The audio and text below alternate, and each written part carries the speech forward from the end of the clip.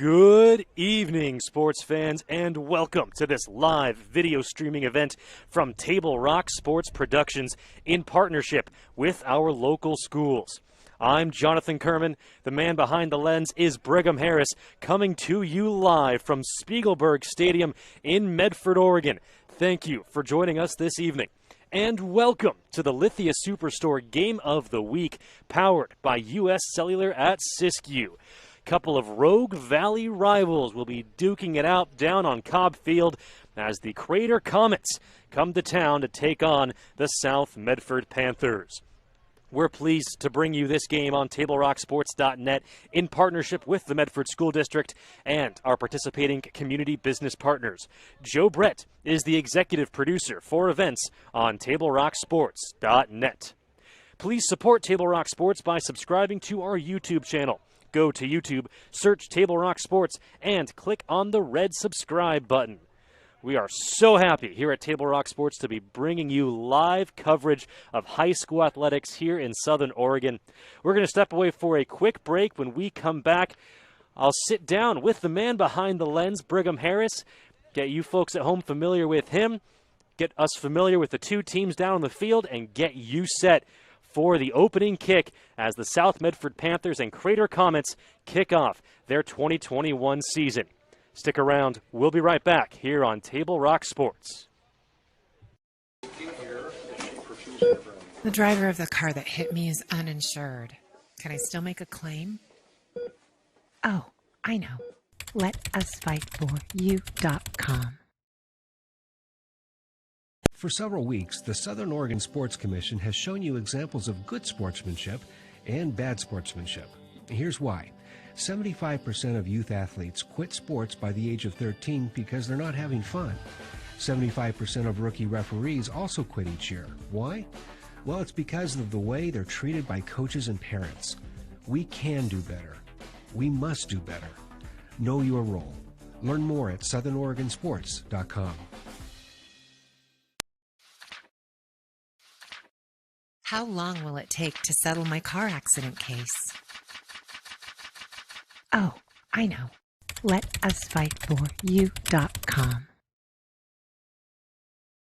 Welcome back to Spiegelberg Stadium, the home of the South Medford Panthers. You're watching Panther football on Table Rock Sports. So happy to be bringing you high school athletics as sports have returned to Southern Oregon, have returned to the country. So excited to be bringing it to you. Obviously, a little different circumstances with everything that's going on in the world, but we're focused on what's happening in between the lines. And so with that, I want to bring in my cameraman, Brigham Harris, onto the call. Brigham, welcome to Table Rock Sports, your TRS debut. And so happy to have you. Tell the folks at home a little bit about yourself. Hey, thank you, man. I'm happy to be here. Yeah, it's exciting. Game one, day one, really. Today's the first night of Friday Night Lights here in Southern Oregon for probably a lot of places around the country, actually. But, yeah, excited to be here. We got a rainy day. It's going to be a good night for football, especially being a season opener to crosstown rivals. It's going to be a great game. I'm really excited about it. I personally am from the northern Utah area, grew up there and lived there for about my entire life. I graduated from Brigham Young University a couple years ago. And, Brigham Harris from Brigham Young. Yes, sir. Had to say it. Yeah, and you know what? They named the school after me. I was such a good student. They thought they'd throw me a little plug there. But no, I've been interested in sports my entire life. I've got a long bloodline of sports broadcasting. My dad is the one who's got me into the business, and I've never looked back since. And so it's a great pleasure to really get to be here and make these new connections, get some new experience, and really just be a part of Southern Oregon, athletics, especially while these kids are, playing in such a key point in their lives. Well, Brigham, we are so happy to have you here on Table Rock Sports. Yes, it is a rainy evening. The heavens are weeping tears of joy because high school athletics have returned. Today's game is brought to you in part by My Circle K, powered by GP Energy. Morning motivation, crunch in your lunch, and fuel for your road trip begins with My Circle K. We're going to step away for another quick commercial break. Stick around. Kickoff coming up in just about 20 minutes here on Table Rock Sports. We'll be right back. Choose a company that best represents you and our local community. Choose a company that focuses on relationships rather than transactions. Choose a company that empowers their employees and provides growth opportunities from within. Choose a company that shows compassion and rises to the occasion in times of need. Call a John L. Scott broker today. This year, don't just replace your windows, renew them with beautiful and energy-efficient windows from Bill's Glass. Having new windows installed by Bill's Glass dramatically update and improves the look of your home and helps reduce energy bills year-round. Let Bill's Glass show you what you've been missing. Bill's Glass, the largest glass company in Southern Oregon for your home or auto, as well as the trusted industry leader for over 50 years. Bill's Glass in Ashland, Medford, and Grants Pass.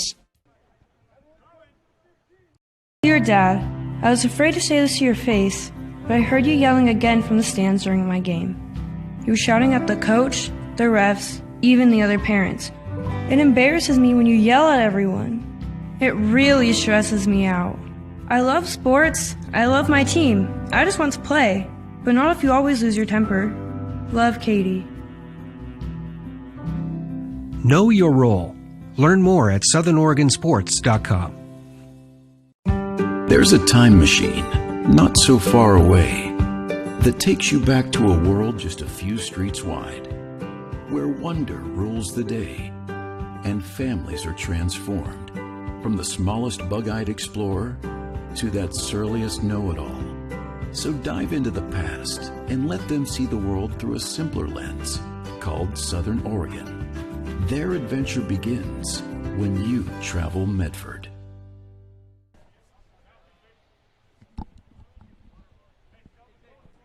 Welcome back to Spiegelberg Stadium. You're watching the pregame show of South Medford Panthers football as they kick off their season against the visiting Crater Comets. Fans can help keep Table Rock Sports in the game by subscribing to our YouTube channel. Search Table Rock Sports at YouTube and then click on the red subscribe button. By doing that, you'll help us continue to stay in the game and cover the action. Speaking of covering the action, you can head over to TableRockSports.net and check out all of the games that we're covering in real time, all on one page. That's right, all the high school football action you can handle, all on one web page. We're covering North Medford, the Black Tornado, up in Grants Pass to take on the Cavemen. The Hidden Valley Mustangs are down in the Rogue Valley to take on the Phoenix Pirates. And St. Mary's has traveled to South Umpqua. We've got that game for you. And to round out our coverage tonight here on TableRockSports.net, Brookings has come over to take on the Cascade Christian Challengers. So we've got 5 games for you here on TableRockSports.net. You can watch all of them at once at TableRockSports.net. And if you see a game you like, you see an exciting play, something fun happening, which there's sure to be a lot of it, you can full screen one game right there from the website. That's TableRockSports.net. We're bringing you all of this action to you live in HD, absolutely free, because of our wonderful sponsors, including our title sponsor, Lithia Auto Superstores. Check out lithiasuperstore.com to find your next Jeep, Dodge, or Chrysler ride. We're going to step away for another quick break. Don't go anywhere. We will be right back here on Table Rock Sports, continuing to bring you pregame coverage of the season opener between the South Medford Panthers and the Crater Comets. We'll be right back. It doesn't matter how old you are. Buying supplies for a road trip should always look like an unsupervised 9-year-old was given $20. Relive those days. Live life full circle. My Circle K, powered by GP Energy. U.S. Cellular believes everyone deserves 5G. That's why we've included 5G on all plans, no extra charge, whether you're working or playing. All U.S. Cellular plans include 5G, no extra charge. Get the new Samsung Galaxy S21 5G free with no hidden requirements. U.S. Cellular. Get the latest 5G phones for free today at Siskiyou Cellular, an authorized agent for U.S. Cellular with 7 Valley locations. Visit souscellular.com for details. Fuel your daily adventure at My Circle K. Whether it's some Monday motivation to kickstart your day, adding some crunch to your lunch, or fueling up for a road trip, your journey begins with My Circle K, powered by GP Energy. Welcome back to Spiegelberg Stadium, the home of the South Medford Panthers. You're watching the Panthers pregame show live on TableRockSports.net as we get you ready for the season opener between the Panthers and the visiting Crater Comets. Crater Comets, coached by Burke Brown, Superintendent Samantha Steele, Principal Adrienne Hillman, Athletic Director David Hurd, and Athletic Trainer Samantha Drews. Rounding out the coaching staff for the Comets, David Douglas, Bo Keynes, Brad Eaton, Nathan Chin, Vinny Gay, and Josh Fager. For the South Medford Panthers, they are coached by the legendary Bill Singler. Assistant coaches Chris Parnell, Damian Jackson, Mike Tejada, Josh Milne, and Chad Coda. Superintendent Dr. Brett Champion, Principal Donnie Frazier, Athletic Director Chris Mahavong, and Athletic Trainer Helena Russell. Speaking of Superintendent Brett Champion, we're going to hear from him during the halftime show. He's got a very special message for all you folks at home, so you won't want to go away at the half.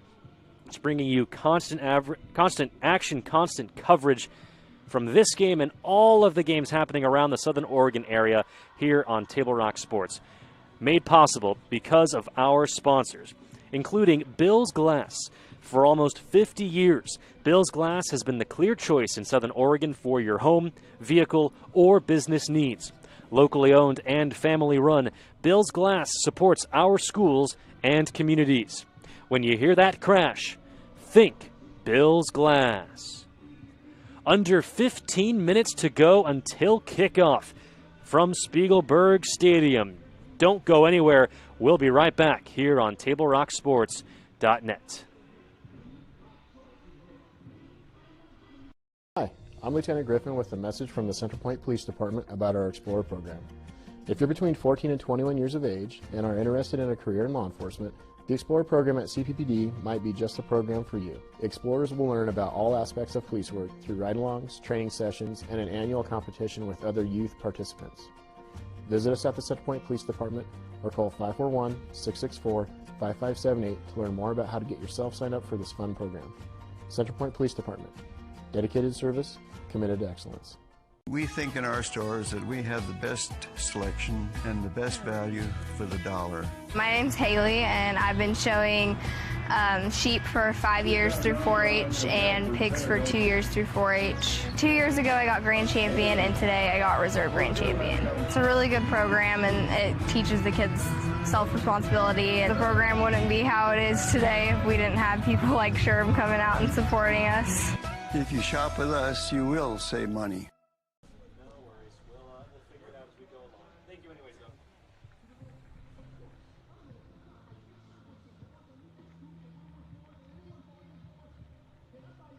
In our stores that we have the best selection and the best value for the dollar. My name's Haley, and I've been showing sheep for 5 years through 4-H and pigs for 2 years through 4-H. 2 years ago I got Grand Champion, and today I got Reserve Grand Champion. It's a really good program, and it teaches the kids self-responsibility. The program wouldn't be how it is today if we didn't have people like Sherb coming out and supporting us. If you shop with us, you will save money. It takes meticulous planning,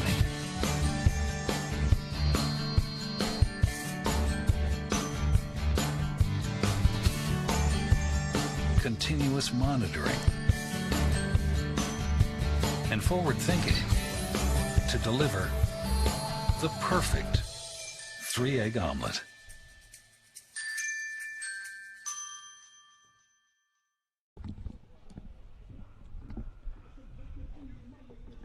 Welcome back to Spiegelberg Stadium, the home of the South Medford Panthers. You're watching the Panther pregame show on TableRockSports.net. Jonathan Kerman here with you. Alongside me, making his Table Rock Sports debut, is Brigham Harris, the man behind the lens. Speaking of lenses, the Medford Eye Center of Medford is helping bring you today's action. They have a wide range of eye care services for the whole family. Visit medicaleyecenter.com to learn how they might help your vision needs. Using my vision, I can see we are less than 11 minutes away from the opening kick here at Cobb Field inside Spiegelberg Stadium. Sorry you can't be in the stadium with us, but you're getting the next best thing, and that is watching it live in HD, absolutely free on any device, no matter where you are, on TableRockSports.net. This broadcast is also brought to you in partnership with the Medford School District and food service provider Sodexo. They are partnering to provide free student meals this year. At school, at home, and even preschoolers are eligible. Visit medford.k-12-or.us/meals to learn more.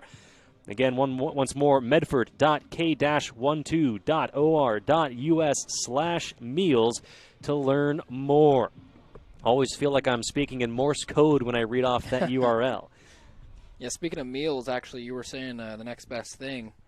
You know, I think the one thing we're not providing fans at home is just a big bowl of popcorn. Absolutely. Going to have to provide the popcorn yourself. We're bringing everything else to you. We're bringing the sights. We're bringing the sounds. We're bringing the emotion. Going to have to provide the refreshments, the beverages, and the hot food for yourself. If you're feeling generous, don't be shy. Send some up to the press box. No, joking, of course. Please do. Or hand warmers. Or something like that. It is certainly a chilly evening here in Medford, Oregon. Hope you are staying warm wherever you are tuning in. Thank you for joining us here on Table Rock Sports. We're going to step away for another quick break, but don't go anywhere. Less than 10 minutes until the opening kick here at Spiegelberg Stadium.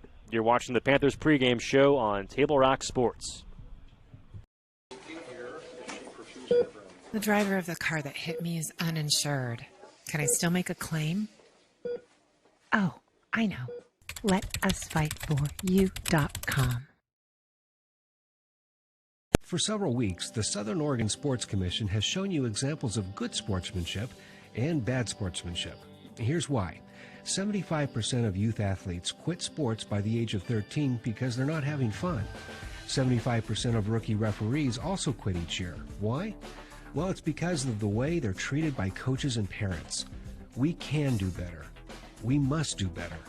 Know your role. Learn more at southernoregonsports.com. How long will it take to settle my car accident case? Oh, I know. LetUsFightForYou.com. Welcome back to Spiegelberg Stadium. You're watching the Panthers pregame show on TableRockSports.net, bringing you the season opener between the South Medford Panthers and the Crater Comets. A couple breaks ago, we brought you the administrative staff, the coaching staff for both squads. Let's take a look at both rosters as they appear on OSAA.org. First, for the visiting Crater Comets, number 1, senior Peyton Anhorn. Number 2, senior Dylan Ennis. By the way, both of them are wide receivers and defensive backs. Number 3, wide receiver Trevor Jasko. He's a senior as well.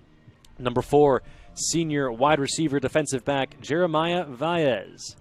Number 7, senior wide receiver defensive back Daniel Rodriguez. Senior number 9 wide receiver Brady Eaton. And his brother, you can only assume, senior number 11, the quarterback Blake Eaton. Number 12, senior wide receiver linebacker Dawson Douglas.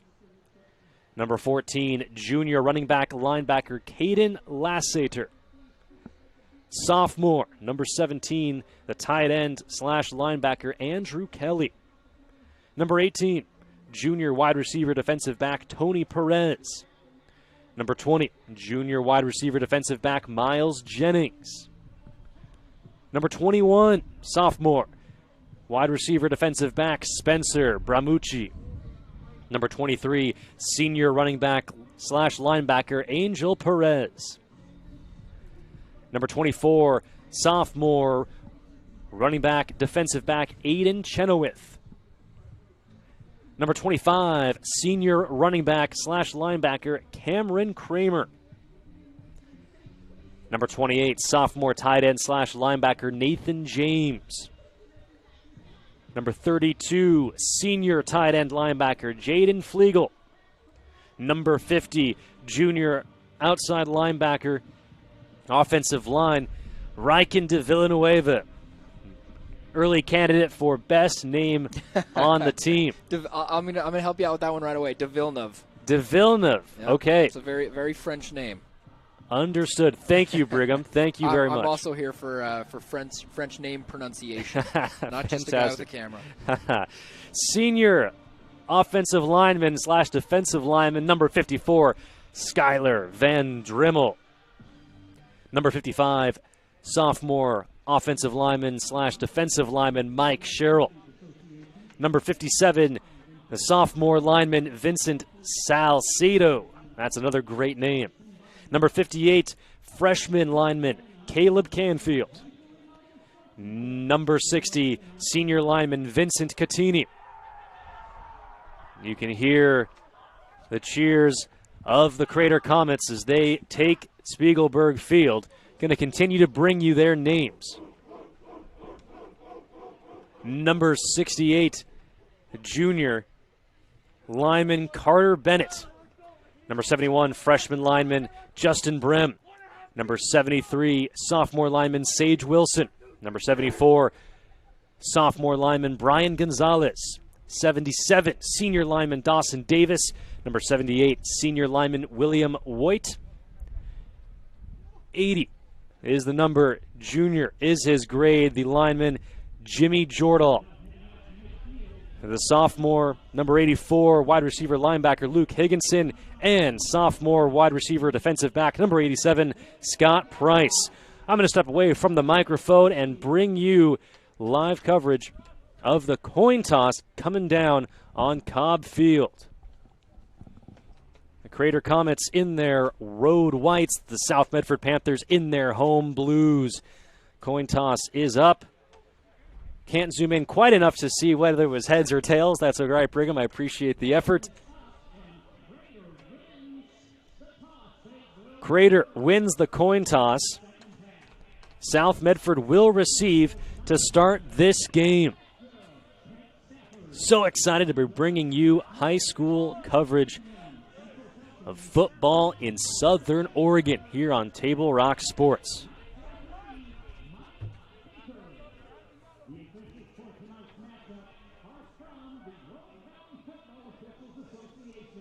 Today's game is brought to you in part by My Circle K, powered by GP Energy. Morning motivation, crunch in your lunch, and fuel for your road trip begins with My Circle K.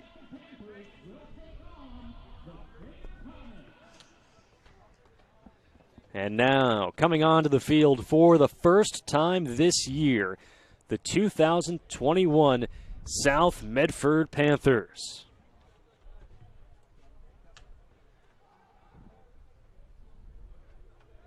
Senior wide receiver number 3, Isaiah McNaught.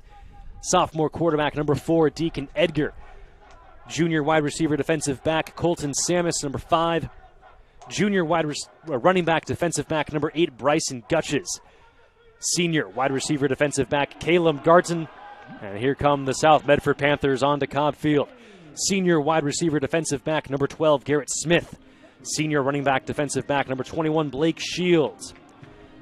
Senior tight end linebacker number 23, Liam Stedman. Senior running back linebacker number 24, Ethan No. Senior running back linebacker number 27, Joel Techmeyer. Senior kicker number 28, Jude Pennell. Senior running back defensive back number 30, Garrett Henderson. Junior defensive back linebacker number 35, Carson Joe. Senior running back, linebacker number 43, Jose Luna. Senior lineman number 51, Mason Ramirez. Senior lineman number 52, Charlie Campbell. Senior lineman number 56, Joey Martinez. Senior linebacker number 60, Lucas Rivera. Senior linebacker number 62, Gio Rios. Senior linebacker and lineman number 66, Nick Varner. Seniors number 67, offensive lineman Cameron Davis.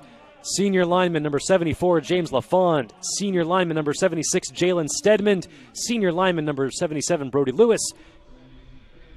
Stepping away for the national anthem.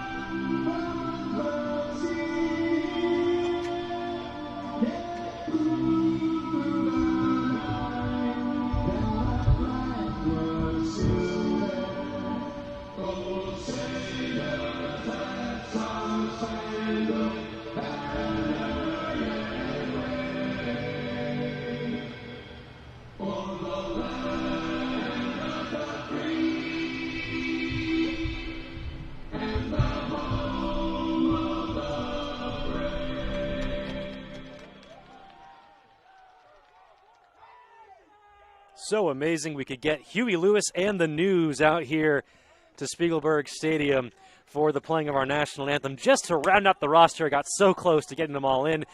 Senior tight end defensive lineman number 84, Carson Cota, and senior tight end defensive lineman number 86, Vincent Walker. There you are.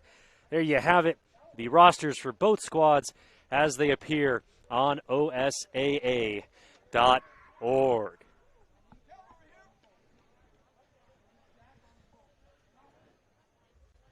12 minutes on the clock to get this first quarter started. In case you're just joining us, South Medford lost the toss to the visiting Crater Comets. South Medford electing to receive, and so they will start with possession to begin the 2021 season. High school football is back here in Southern Oregon, and we could not be more excited here on TableRockSports.net. So happy to have you here with us. I'm Jonathan Kerman. Alongside me is Brigham Harris, bringing you all of the action from Spiegelberg Stadium.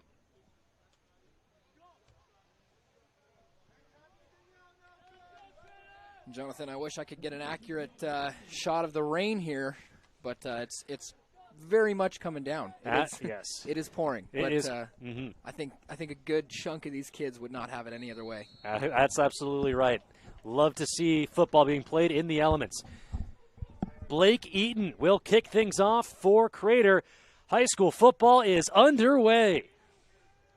Short kick, bobbled at the 10, finally picked up by Garrett Henderson. Henderson around the right side. He's got some room, makes a cut, lowers his shoulder, and gets down to the 35-yard line.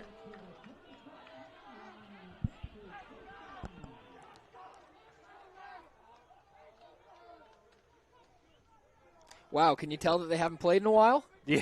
See all that emotion, both teams. I couldn't tell Absolutely. which team was more excited, the tackling team or the team who got, what was that, a 15, 20-yard return? Yeah, it was a fantastic return, especially considering the ball was bobbled and dropped. To be expected with all the rain that's coming down. But Right. Here we have it. First offensive possession for the South Medford Panthers. Snap is taken by Deacon Edgar. Hands the ball off. A strong cut, and looks like we've got our first big run of the year. Looking to go the distance. Down at the 15-yard line is Garrett Henderson. My goodness. Talk about bouncing off your first tackle of the season. I feel like a big thing about high school football is being initiated into the season, taking your first hit and maybe shaking your head and going, wow, okay. it's a physical game, but absolutely just ran with it. Just bounced off the first hit and just picked up another 60 yards or so. And ran with it. He did. From his own 35 down to the Crater 15. And that sets up a 1st and 10 for the South Medford Panthers, who are so far on the season averaging a pretty good yards per play. That's a good point. I formation coming up for the Panthers. 2 wide receivers to the left side of the quarterback, Deacon Edgar. They hand the ball off. And dropped for a gain of about 4. I believe that was Bryson Gutches. It was.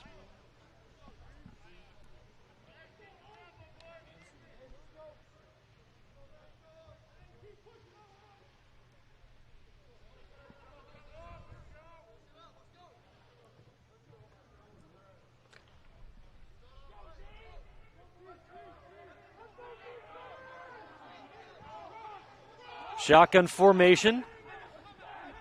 South Medford trying to get themselves set, and a timeout has been called. So early season, still working out the kinks, shaking off the rust.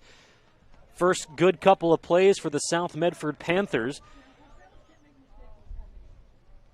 Now, Coach Bill Singler going to have to burn one of his timeouts early here in the first half. Clock is stopped at, I believe that is 10:24. Yes, it is. We'll get that updated for you there on the screen. A long run on the very first play of the year for the South Medford Panthers. Garrett Henderson on the very first play. Let's take a look at that one more time.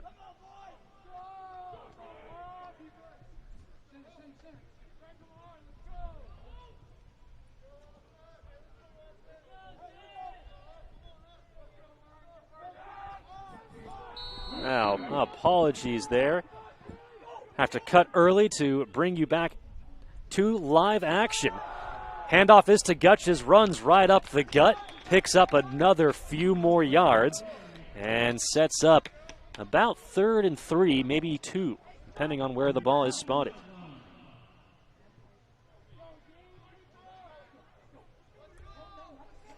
Yeah, these are big snaps for South Medford, really trying to show their dominance in the trenches. If they can do that, then I think it's going to be a long night for Crater here.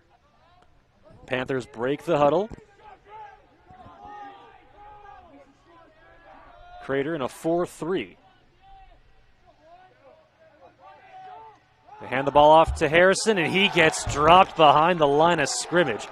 A big hit put on by Angel Perez of Crater. Now that will bring up 4th down and 4. Now let's see what South decides to do here. Looks like, I think they're going to keep the offense on the field.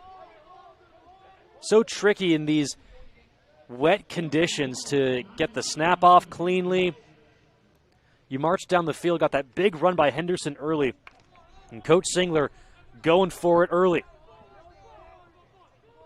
So here we go, 4th and 4. Going to have to get to about the 5-yard line for South Medford. They fake the handoff.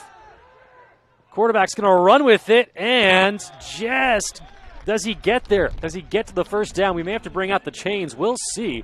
Nice run by Deacon Edgar.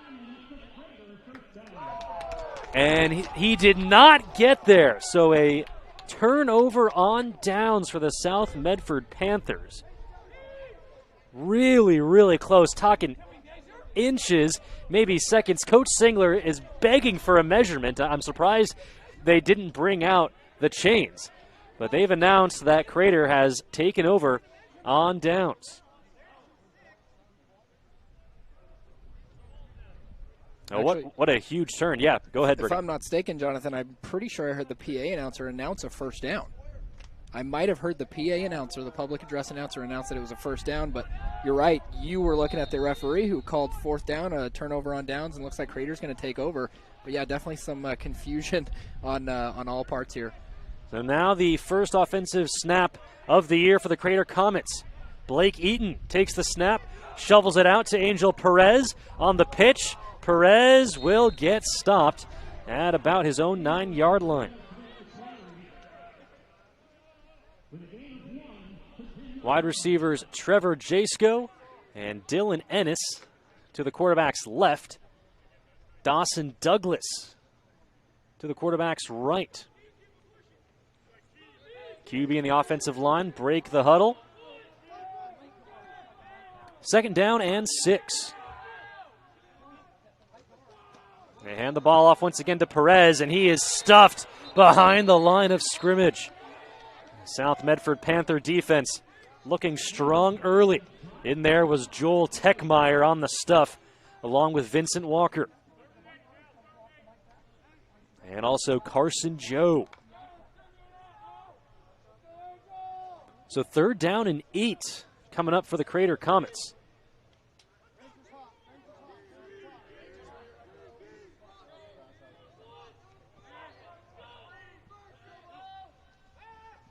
Quarterback steps back, in trouble, and he's going to get sacked for a safety.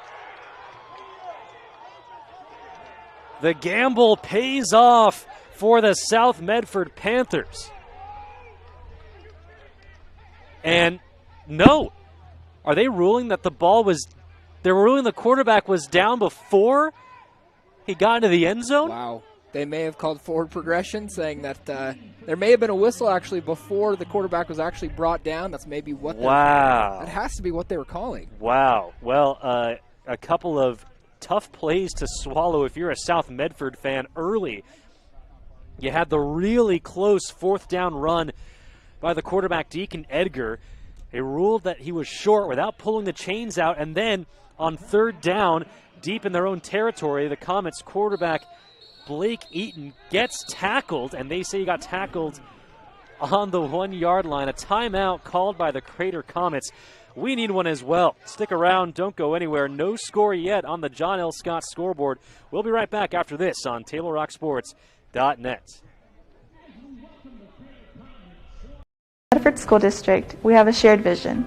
All are learning, and learning is for all. We all have a role to play when it comes to preventing COVID-19 at school. And in our community. Our community agreement states, I will wear my mask at all times. And properly. I will maintain physical distancing. Stay arms length apart. I will wash my hands often. For 20 seconds, soap and water. I will stay home when I'm sick. This is our MSD community agreement. To keep our schools safe. And the community safe. Welcome back to Spiegelberg Stadium. 4th and 15 from their own 1. The Crater Comets will try to get it away. Trevor Jasko will kick it off, and he does, but it goes really high and not very far. The ball lands on their own 13-yard line. So South will start with the ball on the Crater 13, and despite a couple of really close calls going the Comets' way, South again in the driver's seat.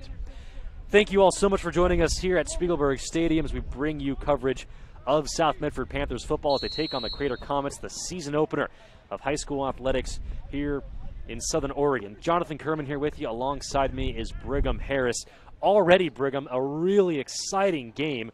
Had a near safety. You had a 60-yard run. And we're not even halfway through the first quarter. Yeah. Action, miscues. A lot of it could be due to the weather, but a lot of it also could be due to nerves. Absolutely. Ball is snapped. They hand it off to Henderson, running up the gut. Dives. And he is marked. What are they calling here? Haven't seen no signal yet.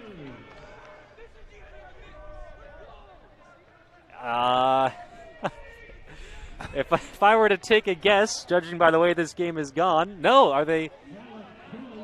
Yes, it is a touchdown. All right, a touchdown for Garrett Henderson. None of the officials raised their arms up in the air, but that is a touchdown for the Panthers running back. The kick is blocked, so that will keep us at 6-0. But a wild first quarter of action. Don't go anywhere. We'll be right back on TableRockSports.net. The score on the John L. Scott scoreboard, South Medford 6, Crater nothing. Don't go anywhere. We'll be right back.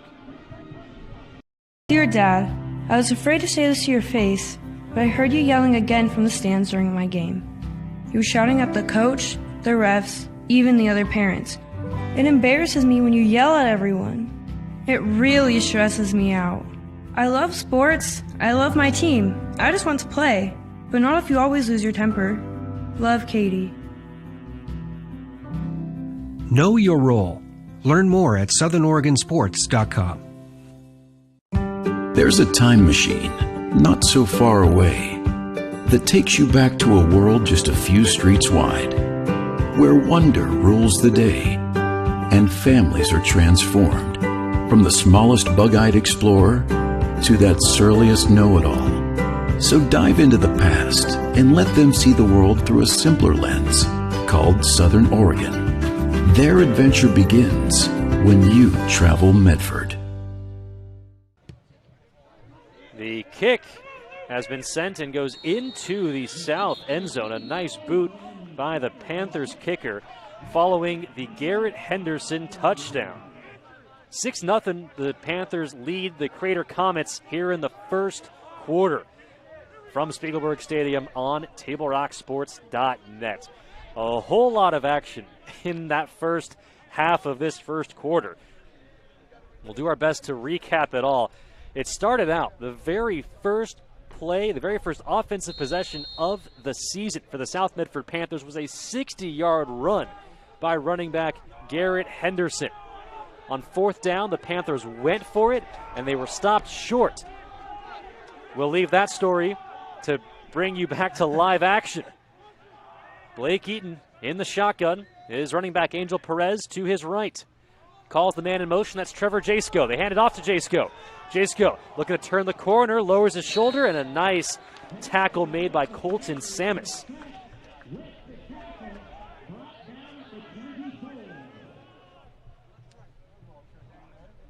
I think it's very telling, the high school football that we're watching so far. A lot of action. We've seen hits, we've seen runs, we've seen scores. We've also seen controversy so far between referees and some coaches. So high school football seems to be bringing us everything we need tonight. That's right. That's right. Just like we left it. A handoff to a tailback, Cameron Kramer. He runs up the gut, picks up a nice gain, and is stopped short of the first down marker. It'll be 3rd down and 3.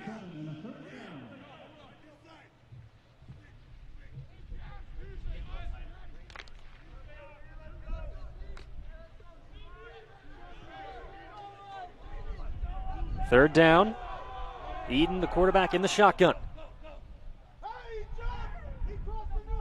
4 wide receivers, 2 to each side. Eden takes the snap.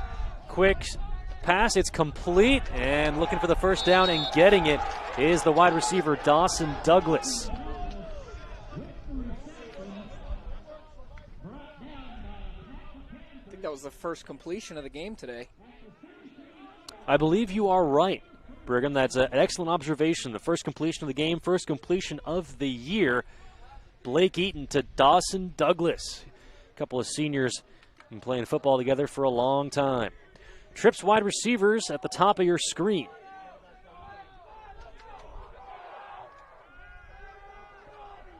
Rolling out, pass complete to Peyton Anhorn, and he gets to the sideline.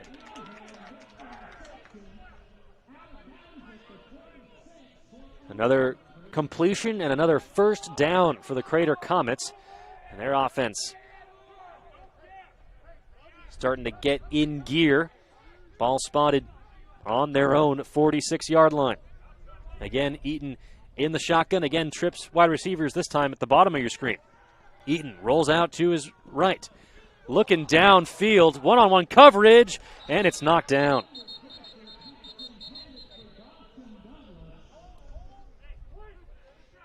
Pass was intended for Dawson Douglas. Good coverage by Caleb Barney for the South Medford Panthers. And a penalty flag actually has been thrown.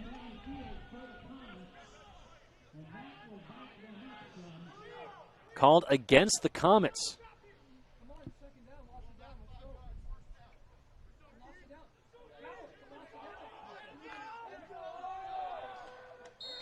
You know, there's a lot of negative things about the coronavirus and this year, but man, am I excited to have all these gnat sounds in the background, hearing coaches, referees, hearing players. Yeah, it's a very different kind of atmosphere, very different experience, but just happy to be bringing you action, the high school sports. Pass over the head of the intended receiver, Cameron Kramer, will bring up 2nd down and 15.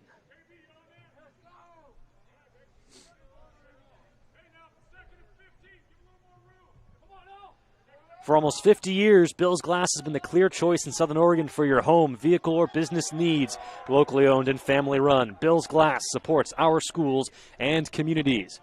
2nd and 15. Eaton rolling out to his left this time, looking downfield, in and out of the hands of the intended receiver, Trevor Jasko. The defensive back is going to take credit for that pressure causing the drop ball there, but I'm thinking it was all this moisture in the air.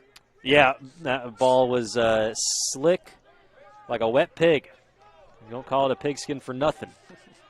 3rd and 15 now for the Comets on their own 41-yard line. Eaton in the shotgun. Man in motion.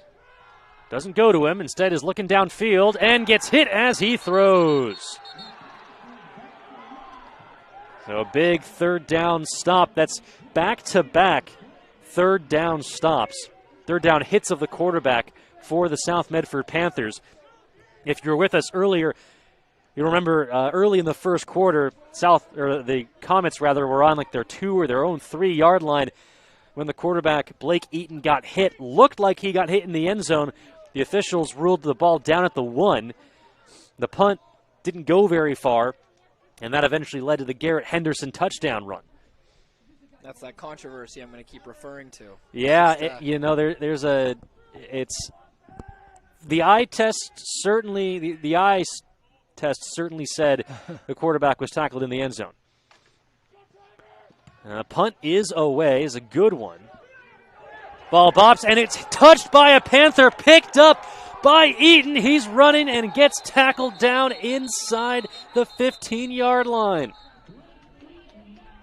My goodness. That quarterback can do it all. That's all I'm going to say. He really can. You put the number 11 in special teams, and he picks up a good 70 yards for you. Wow. Unlucky stroke there for South Medford, however.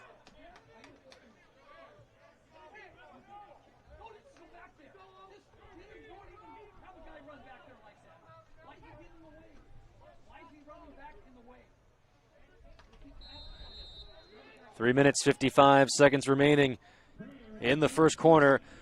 Looks like the ball is going to be marked back at the 33-yard line. And Crater with it. And they hand the ball off to Cameron Kramer once again. Kramer up the gut and picks up a couple.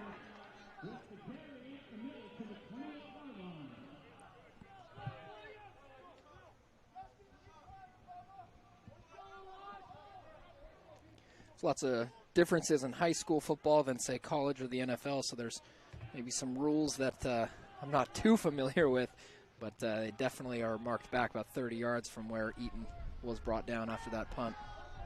Pass to the outside is complete and then pushed out of bounds. There's Dawson Douglas on the reception. So Blake Eaton showing off the arm, showing that he can throw to all quadrants of the field. He can throw from the pocket. He can throw on the run. He can make special teams plays. He's the kicker for the team. Showing out here early. He'll also be serving refreshments after the game. That's right. Eaton in the shotgun.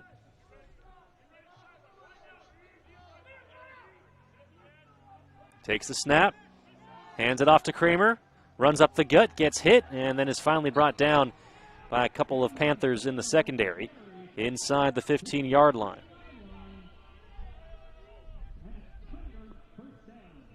And another first down for the Crater Comets.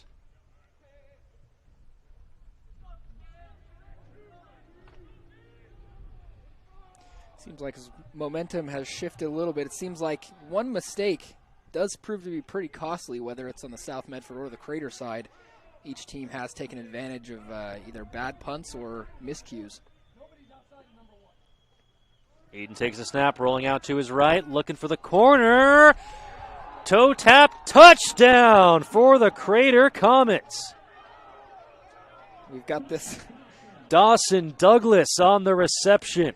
Got some limited space here, so we weren't able to actually grab that. Yeah, that's the joys of broadcasting from a historic stadium like Spiegelberg.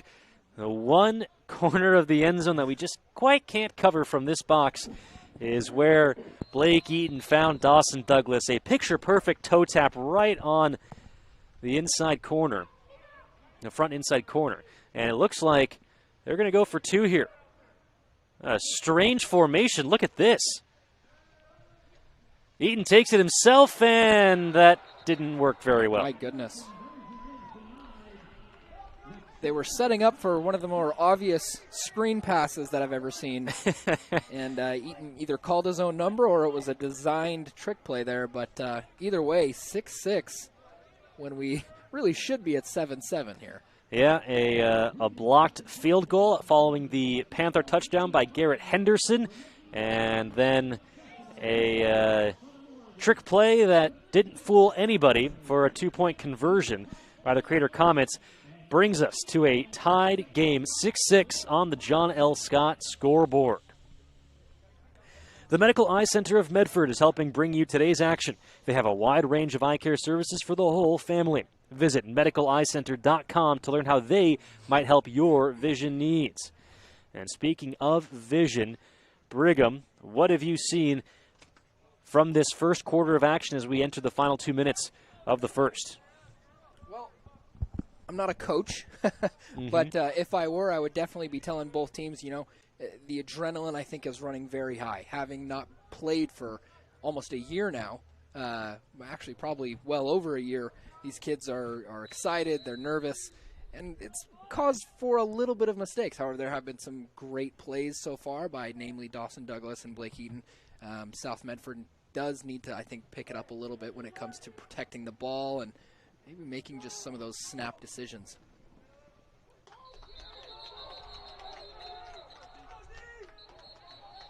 Forward progress going to be marked at the 32-yard line. Caleb Garton got gang tackled by a few Comets. And South will start from their own 33-yard line. Fans can help keep Table Rock Sports in the game by subscribing to our YouTube channel. Search Table Rock Sports at youtube.com and then click on the red subscribe button to help us continue to cover the action.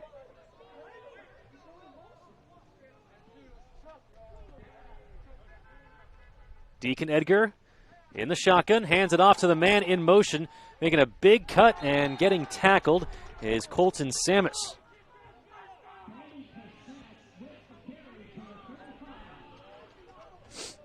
You know, all night we're going to be seeing these high school kids play both sides of the ball. It really is impressive to see how resilient 15, 16, 17-year-old kids can be taking and delivering hits every 45 seconds or so. Yeah, and especially here in the cold where everything just hurts a little bit more. But I'm sure I can speak for everybody down the field that they are elated to be playing football once again. 2nd and 8, and a penalty flag has been thrown. Let's see who it's against. And judging by the body language, looks like it's going to go against South Medford.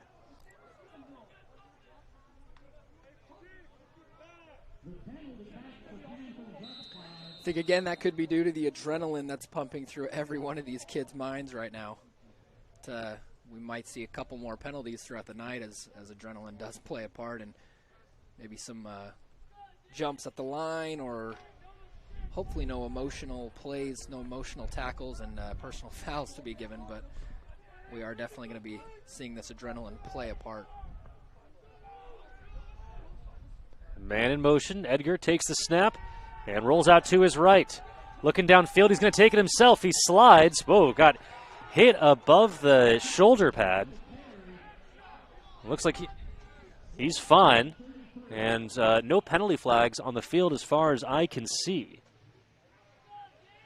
Much to the dismay of the South Medford sideline. Again, you could hear coaches and players complaining, wondering why there's no yellow flag being thrown.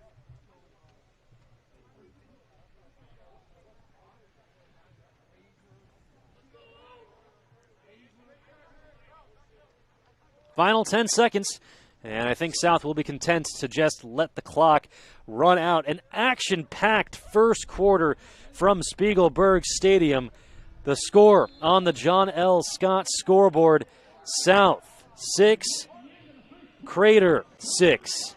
Don't go anywhere. A whole lot more high school action coming up right after this here on Table Rock Sports. Proud to be bringing you South Medford Panthers football. It doesn't matter how old you are. Buying supplies for a road trip should always look like an unsupervised 9-year-old was given $20. Relive those days. Live life full circle. My Circle K, powered by GP Energy. US Cellular believes everyone deserves 5G. That's why we've included 5G on all plans, no extra charge, whether you're working or playing. All US Cellular plans include 5G, no extra charge. Get the new Samsung Galaxy S21 5G free with no hidden requirements. US Cellular. Get the latest 5G phones for free today at Siskiyou Cellular, an authorized agent for US Cellular with 7 Valley locations. Visit souscellular.com for details. Fuel your daily adventure at My Circle K. Whether it's some Monday motivation to kickstart your day, adding some crunch to your lunch, or fueling up for a road trip, your journey begins with My Circle K, powered by GP Energy.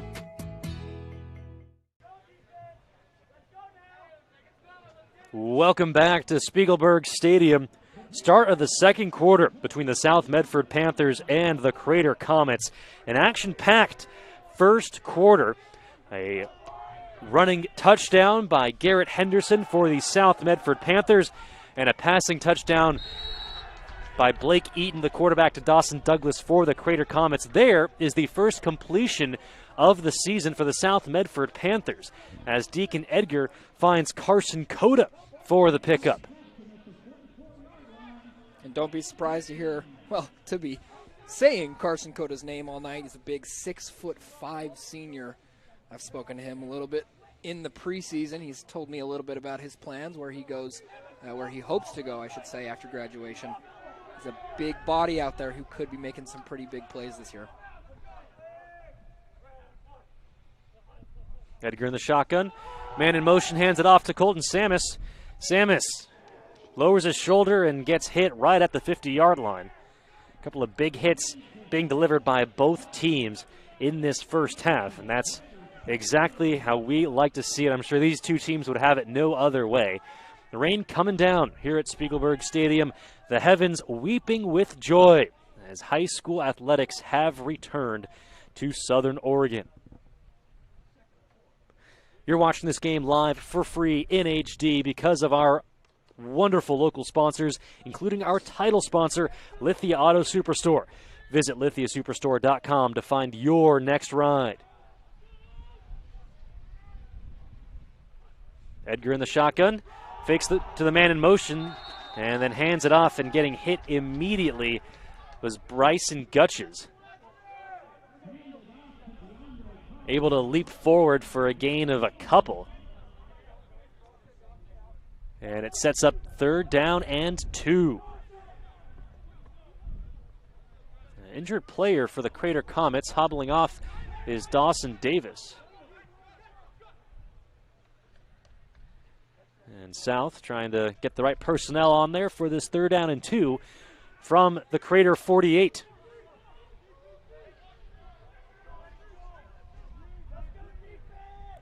Trips right here. Don't be surprised to see man in motion. See Edgar rolling out to the right. Crater brought the blitz and unable to come down with the pass was Carson Joe for South Medford. Coach Singler drew it up correctly. That'll bring up 4th down. Coach Singler drew it up correctly. Crater brought the blitz. And if that dump pass is completed, it's a whole lot of open green for Carson Joe. But again, the rain coming down. Ball slick as ever. Yeah, it's just one of those plays that you're going to wish didn't happen on your opening night of the year, but luckily there's still a lot of football to be played. Punt was caught. Nice job by Trevor Jasko. Not easy, but caught that punt on the fly, and so Crater will take over from their own 23-yard line. The Medford School District and food service provider Sodexo are partnering to provide free student meals. At school, at home, even preschoolers are eligible. Visit medford.k-12.or.us/meals to learn more.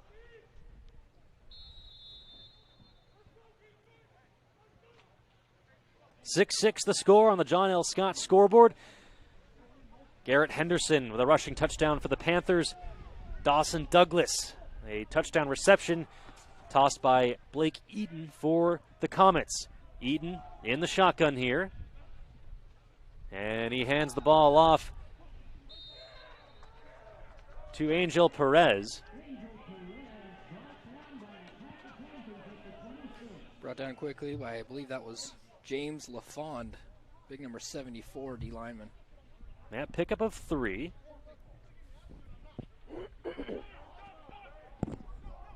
That'll bring up 2nd down and 7.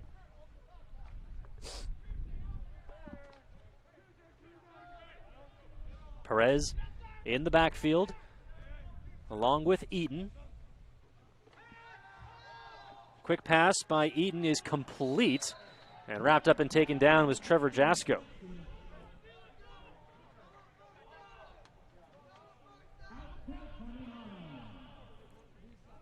Modest gain sets up 3rd down and 7.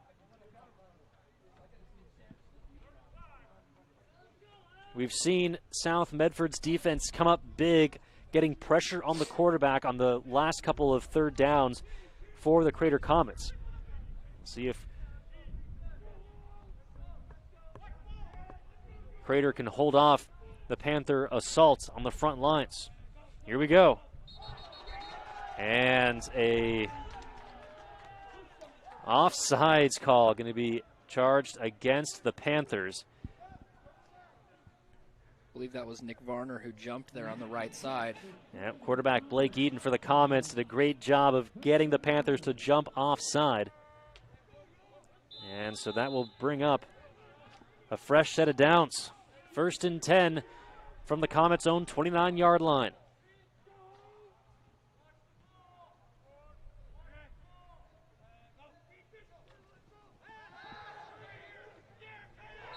And the pass right through the hands of Dawson Douglas. Sets up 2nd down and 10.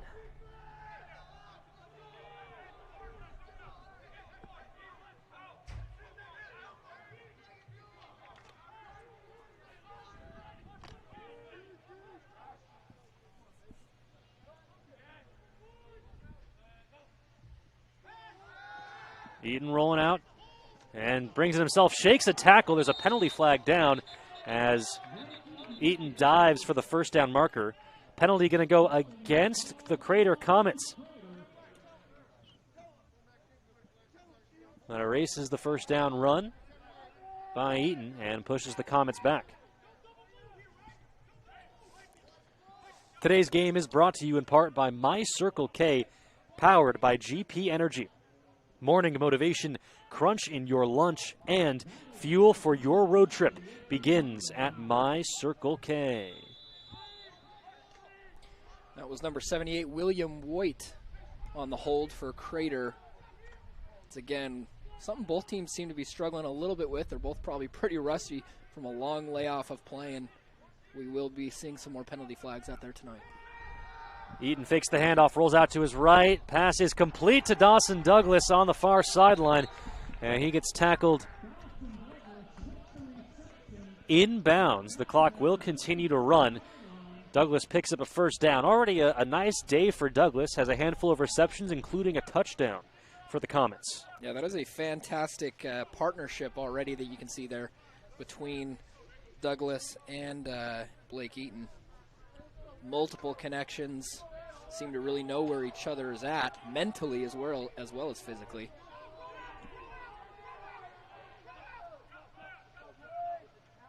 Eaton again trying to get the Panthers to jump off sides. Worked once, might as well try it again. Crater looking to their sideline for the play call from head coach Burke Brown. And the whistle blows. Is it a delay of game penalty called against the Comets?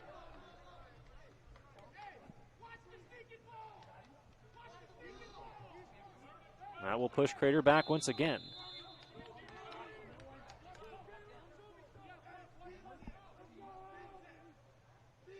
Both teams still shaking off the rust.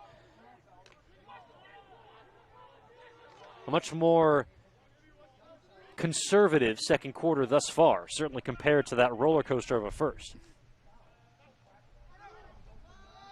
Eden steps back, surveys the field, steps up in the pocket, gets hit as he throws, passes knocked down. Isaiah McNaught said, "I think not." See what you did there? Yeah. I liked it too. Longtime fans of Table Rock Sports have likely grown tired of my puns and play on words. But for you, Brigham, all still fresh and new. Yep.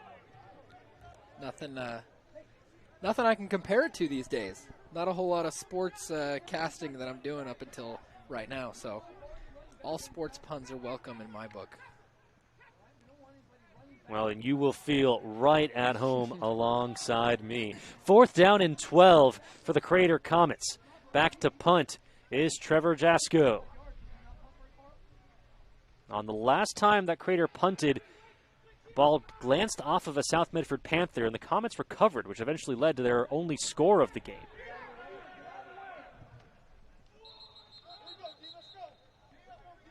Ball bounces out of bounds.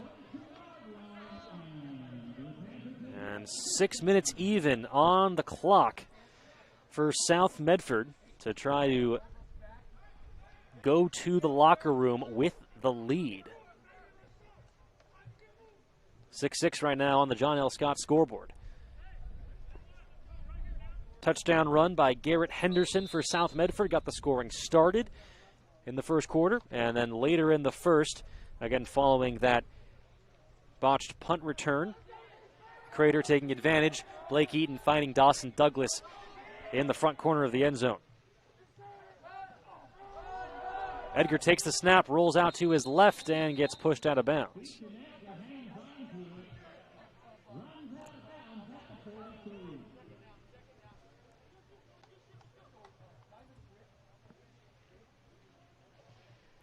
Rain continuing to come down here at Spiegelberg Stadium. Hope you are warm and dry wherever you're tuning in. Thank you for joining us here on Table Rock Sports. I'm curious now how many players are wondering, or hoping rather, wishing that it was a sunny day, a nice clear night rather than this rain that's obviously caused a little bit of miscues here. Edgar takes the snap, rolling out to his right, and falls forward for a gain of a couple. But I don't think quarterback runs are exactly what Coach Singler is drawing up on back-to-back plays. Speaks to the good defense in the secondary by Crater, forcing quarterback Deacon Edgar to just use his feet. Under 4 minutes and 45 seconds remaining on the John L. Scott scoreboard, all tied at 6 here in the second quarter at Spiegelberg Stadium.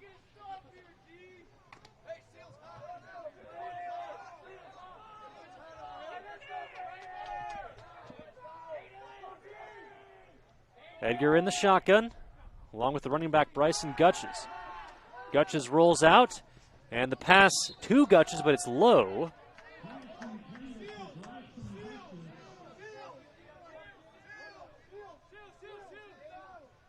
think Edgar just looking to make his first few connections here today. Looking for a check down pass. Not a whole lot was open for him, but difficult to catch the ball in the rain, difficult to throw the ball in the rain as well. Just difficult to really get a grip on the football and deliver an accurate pass. So much time off, it's hard to play football in the rain. Absolutely, yes. Blake Eaton making it look easy, but it is anything but. Crater nearly getting a hold of that punt. Caught by Peyton Anhorn, and he's wrapped up inside the 29.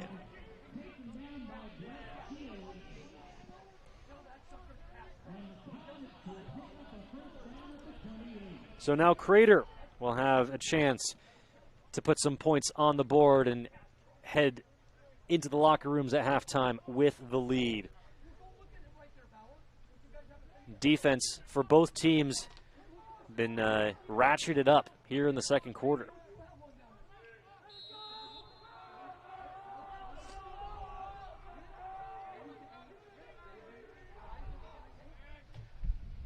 Blake Eaton hands the ball off to the running back. That's Cameron Kramer. Runs up the gut for a gain of a couple.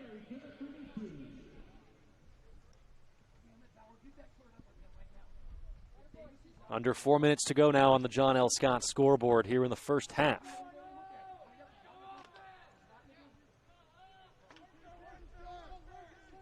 I wonder if a difference in school size has brought Crater here with a bit of a chip on their shoulder, as South is a 6A team.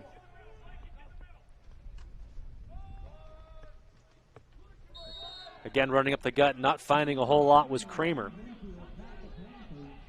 And so that'll set up third down and a sizable distance, third and about 6. And we mentioned earlier, South has had good success on third down against the pass. Don't be surprised to hear a hard count here again from Eaton, possibly Absolutely. trying to draw an offsides call, get another free first down.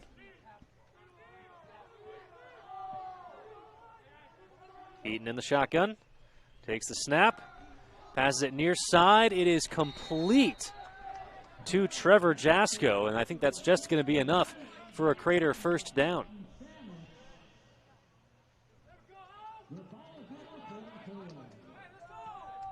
Ball will be spotted at the 39-yard line.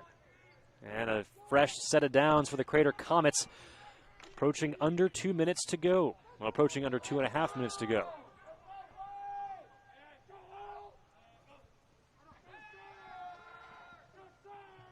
Rolling out to his right, now looking downfield for it all. Man, there, it's caught! Dylan Ennis with a huge completion. And that will bring Crater into the red zone. Blake Eaton had all the time in the world there, and he just picked out what I'm assuming one of his fastest wideouts. Yeah, Ennis was completely behind the defense. Had to wait just a half second for that ball to come to him. Yeah. And I think that may have been the difference between a long completion and a long touchdown. Crater will take it as their ball spot on the 16-yard line. They hand it off to Kramer on the pitch, and he's stopped back behind the line of scrimmage.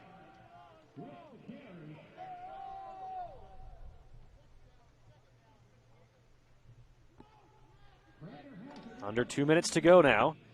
South going to try to keep Crater off the board. Keep this game tied. 4 wide receivers, 2 to each side for the quarterback Eaton in the shotgun. Halfback Kramer to his left. Eden, 3-step drop, looking to his left. Pass is complete to Jasko, who wears a hit. Still on his feet and then finally gets tackled.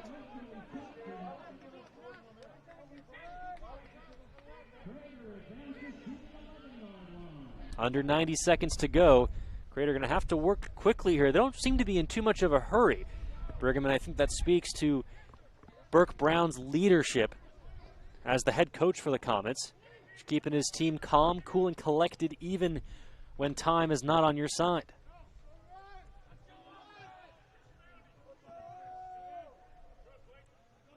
Eden takes the snap, rolls out to his right. Looking again for Douglas. It's not there. Oh, almost was. Well, it looked like Eden had kind of tossed it in between two different players. He had I believe his halfback who was running a shallow post route at about the 5, and then had Douglas in the end zone. Gave Douglas a chance, but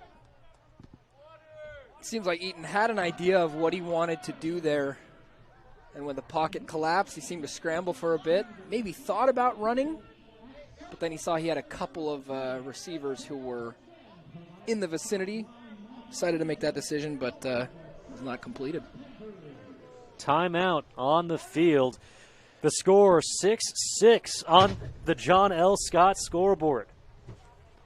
Speaking of the John L. Scott scoreboard, let's take a look at some scores from around the league on the Table Rock Sports Network. Just got to go to TableRockSports.net to see all of these games happening live for free in HD, all in real time. North Medford and Grants Pass in a close game, 14-13, GP in the lead in the first quarter. Hidden Valley up 27-0 against the Phoenix Pirates in the second. South Umpqua up 28-0 against St. Mary's at South Umpqua. And then Cascade Christian ahead of Brookings, 14-0 in the second. And there you have it, the scores from around the league on the Table Rock Sports Network, courtesy of John L. Scott. 53 seconds to go in the first half. And Crater going to go for, they're electing to kick a field goal here. Ball is down, the kick is up, it is through, and Crater. Is that Blake Eaton? It sure was. Blake Eaton kicking the field goal. Are you kidding me? Yeah, he's doing it all. Quarterback throwing a touchdown pass, running with the ball, making special teams plays, and kicking the field goal for good measure. 9-6 the score now on the John L. Scott scoreboard with just 49 seconds remaining in the first half.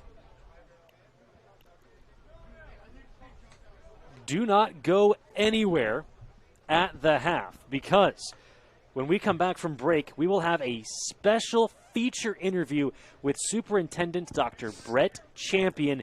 He talks about how we are opening elementary schools safely in this age of COVID-19. Don't go anywhere. Really special exclusive interview with Superintendent Dr. Brett Champion at the half. We'll also break down all of the big plays, the stats, the scores, and everything you need to know coming up on the Medford Parks and Recreation Halftime Report. Make sure to visit PlayMedford.com for the latest recreation guide and all sports leagues, classes, and special events, just to name a few. Visit PlayMedford.com to learn more. Brett Champion's a Texas man, so he's probably got some investment in some high school football. He must really have wanted to see these kids come out and play too. Absolutely. Well, Brett is not alone in his desire to seeing high school sports back underway. We here at Table Rock Sports so thrilled to be bringing you high school athletics once again after that lengthy delay. A excellent return on the kickoff by Garrett Henderson for South Medford has given his team a chance. Ball going to be spotted on their own 39-yard line. And about 41 seconds remaining. Let's see if South is going to take some shots downfield or if Coach Singler is content to head to the half, with the score being as is. Well, it would shock me, but it would also shock me to see them go to the air here. They have not been successful in passing the ball tonight, but let's take a look. Edgar will hand the ball off to Henderson, who gets wrapped up immediately. There you go. It's a good opportunity to throw the ball downfield, especially when time is not on your side. You've only got a little bit north of 30 seconds now left in the half. But not an unwise choice by any means going to Garrett Henderson. He owns many of the chunk plays for the Panthers so far tonight.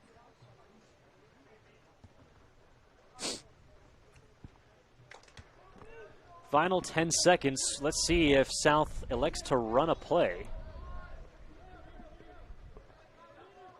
They do. They hand it off to Henderson once again, and he will get wrapped up. So That will bring us to halftime. The score on the John L. Scott scoreboard, the Crater Comets 9, the South Medford Panthers 6. We'll be right back after this quick commercial break with the PlayMedford.com Medford Parks and Recreation halftime report. Don't go anywhere. We'll be right back here on TableRockSports.net.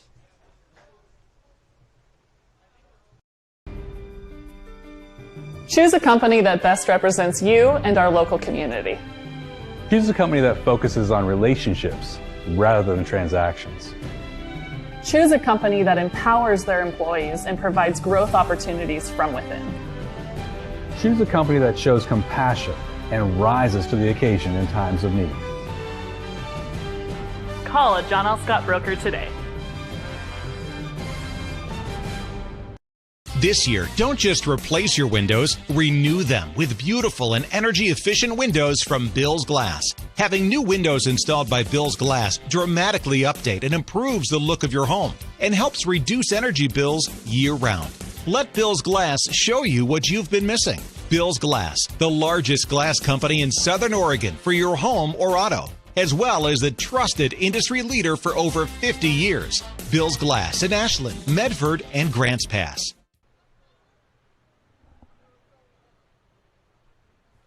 Welcome back to Spiegelberg Stadium. This is Brigham Harris, color announcer here. My good friend Jonathan has stepped out for just a few minutes. We will be hearing from him here shortly. As right now, the Crater Comets lead the South Medford Panthers 9-6. What would be a higher scoring game if not for, I believe, the rain, maybe some nerves that are playing a part, and we've had a couple of dropped passes. We've had some miscues by play calling or whether it be officiating, whatever it may be. There was a little bit of confusion there early in the game that could have given South Medford a safety, which would have brought their score up by at least 2. Who knows what would have come of that. But we've definitely had an exciting first half here. Do have an interview with Superintendent Dr. Brett Champion here to play for you in just a few minutes. But interesting enough, we are here at a bit of a standstill. We can see a little bit, maybe a let up in the snow, or the rainfall. I know we've got snowfall coming at higher elevations, but it's definitely wet weather outside that's causing possible concern for the passing game of the South Medford Panthers, whereas the passing game of the Crater Comets has been right on. Blake Eaton has had a few chunk plays, been responsible for already a passing touchdown. And they definitely have been taking to the air comfortably with Blake Eaton and company. That's absolutely right, Brigham. Yeah, a really exciting first half, especially really exciting first quarter of action. Let's bring you some of those exciting plays. First and foremost, going to have to bring you the very first offensive possession of the season for the South Medford Panthers. From their own 35-yard line, Garrett Henderson up the gut and taking a whole lot of Comets with him. Finally gets tackled inside the 15-yard line. That is how the South Medford Panthers started their game and started their season. Couldn't ask for much better. Yeah, I've been talking about that adrenaline, how it's playing a part, but really, you saw in the first 10 seconds of the game, adrenaline having a positive impact for the Panthers. Since then, it seems like nerves have played more of a negative impact when it comes to, again, taking the ball to the air, or we've also seen a couple penalty flags flying here. Now, South did not score on that possession. On fourth down, Coach Singler elected to go for it. The quarterback, Deacon Edgar, rolled out to his right, got to the sideline, and was really, really close to picking up that first down marker. The officials ruled him short. Interestingly, did not bring out the chains to measure. They were convinced enough, they had enough certainty to say no need to bring out the chains. That was short. So Crater took over on downs inside their own 5 or 6 yard line. And on third down, the quarterback, Blake Eaton, got sacked very close to the end zone. It looked like he may have fallen back into the end zone. You can watch this game in its entirety as a replay on Table Rock Sports on our YouTube page. You can decide for yourself. The officials ruled the ball was down at the 1-yard line, and it was not a safety.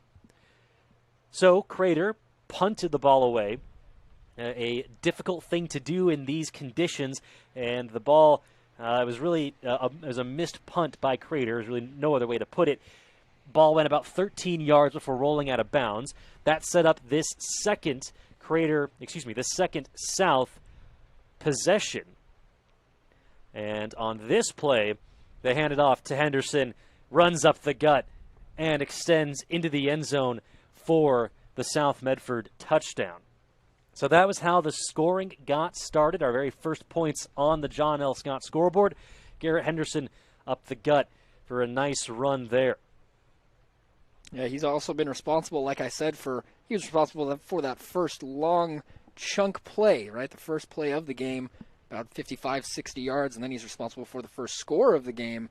He has been a major contribution, I would say the main contribution from the Panthers so far tonight. He's definitely been doing his part, although the extra point there was blocked. Indeed it was, yes. The extra point was blocked, which is to keep South at 6. On the ensuing possession, Crater picked up a couple of first downs, but then was stopped on third down, so that brought up this punt.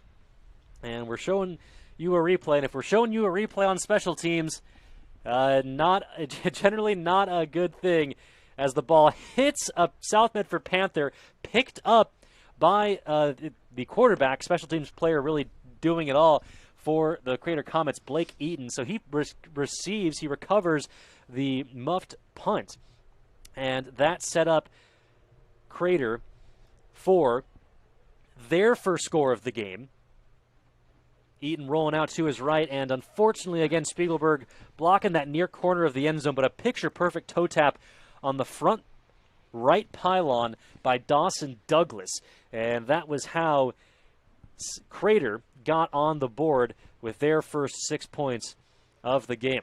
Just before the half, Crater kicking a field goal with just under a minute to go to give them the lead, and that is how the first half shook down. Really exciting stuff. We're going to step away for one more quick break, and when we come back, that very special interview feature with Dr. Brett Champion, Superintendent, on opening elementary schools safely. Don't go anywhere. You're watching the Medford Parks and Recreation Halftime Report on TableRockSports.net. The driver of the car that hit me is uninsured. Can I still make a claim? Oh, I know. LetUsFightForYou.com. For several weeks, the Southern Oregon Sports Commission has shown you examples of good sportsmanship and bad sportsmanship. Here's why. 75% of youth athletes quit sports by the age of 13 because they're not having fun. 75% of rookie referees also quit each year. Why? Well, it's because of the way they're treated by coaches and parents. We can do better. We must do better. Know your role. Learn more at SouthernOregonSports.com. How long will it take to settle my car accident case? Oh, I know. LetUsFightForYou.com. Welcome back to Spiegelberg Stadium. The score on the John L. Scott scoreboard at the half. Crater Comets 9, the South Medford Panthers 6. We're going to step away for a very special feature interview with Superintendent Dr. Brett Champion. We'll be right back. I'm Brett Champion, Superintendent in the Medford School District. At our elementary schools, we are excited and ready to open our doors. In this video, we'll share key information about how our elementary schools are preparing for students and what families and students can do to ensure safety as we get back to in-person learning. While some practices have changed, one thing remains the same. We are committed to providing a high-quality education to our students while prioritizing the wellness of our students, staff, and community. It starts with screening at home. Please do not send your student to school if they have any of the following symptoms. As students arrive, by bus, by car, by foot, or by bike, they'll follow new protocols and safety guidelines. Students will wear masks on the bus and follow new safety practices. Families can register to ride the bus and learn more about transportation on our website. Student drop-off locations and protocols at many schools have changed. Please plan to arrive at school as close to your scheduled drop-off time as possible. As students arrive on school grounds, staff will direct them where to go, either heading to class through the main entrance or straight to their classroom through the exterior door. A staff member will greet students and do a visual check for wellness. We love parents and volunteers. Unfortunately, visitors and volunteers may not enter school buildings at this time. Families who make prior arrangements may enter the main office. And remember, everyone on campus must wear a mask, even families during pickup and drop-off. Some school start times have been adjusted to accommodate transportation requirements. Check with your school to find out if your school has adjusted its start and dismissal times. Every classroom has been measured and desks have been placed to ensure physical distancing between students. Sharing of materials will be discouraged. When necessary, any instruction item that must be shared will be cleaned before and after use. Students will be grouped into cohorts, a stable group of students, and they will stay with those students throughout the day. We have increased the frequency of disinfecting high-contact surfaces throughout the day, and all spaces are disinfected daily. Additionally, our facilities team has worked to increase HVAC run times, maximize fresh air intakes, and has upgraded all units with MERV 13 filters. Thanks to the updates, our systems are bringing in more fresh air and running for longer time periods to maximize each space's air quality. Meals certainly continue at our schools. Students can receive breakfast and lunch every day or bring their food to school. Each school has a plan for eating. In some schools, students will eat on a rotating schedule in the cafeteria. In other schools, students will eat in the classroom. Students are encouraged to bring their own water bottles. Water fountains in common areas will be disinfected multiple times throughout the day. Students will continue to enjoy recess and outdoor playtime throughout the day. Students will stay in their cohort groups and monitors will ensure only one group at a time on each structure. One important way we are keeping staff and students safe is through the regular and consistent use of masks. Students and staff will wear masks throughout the day. We encourage families to practice wearing masks at home so students become used to the practice. Our schools will continue to encourage proper hand hygiene, including washing hands for 20 seconds with soap and water, and using hand sanitizer, which will be located throughout the buildings. In the Medford School District, we have a shared vision that all are learning and learning is for all. And we are so excited and ready to open our school doors and bring that shared vision to life in person.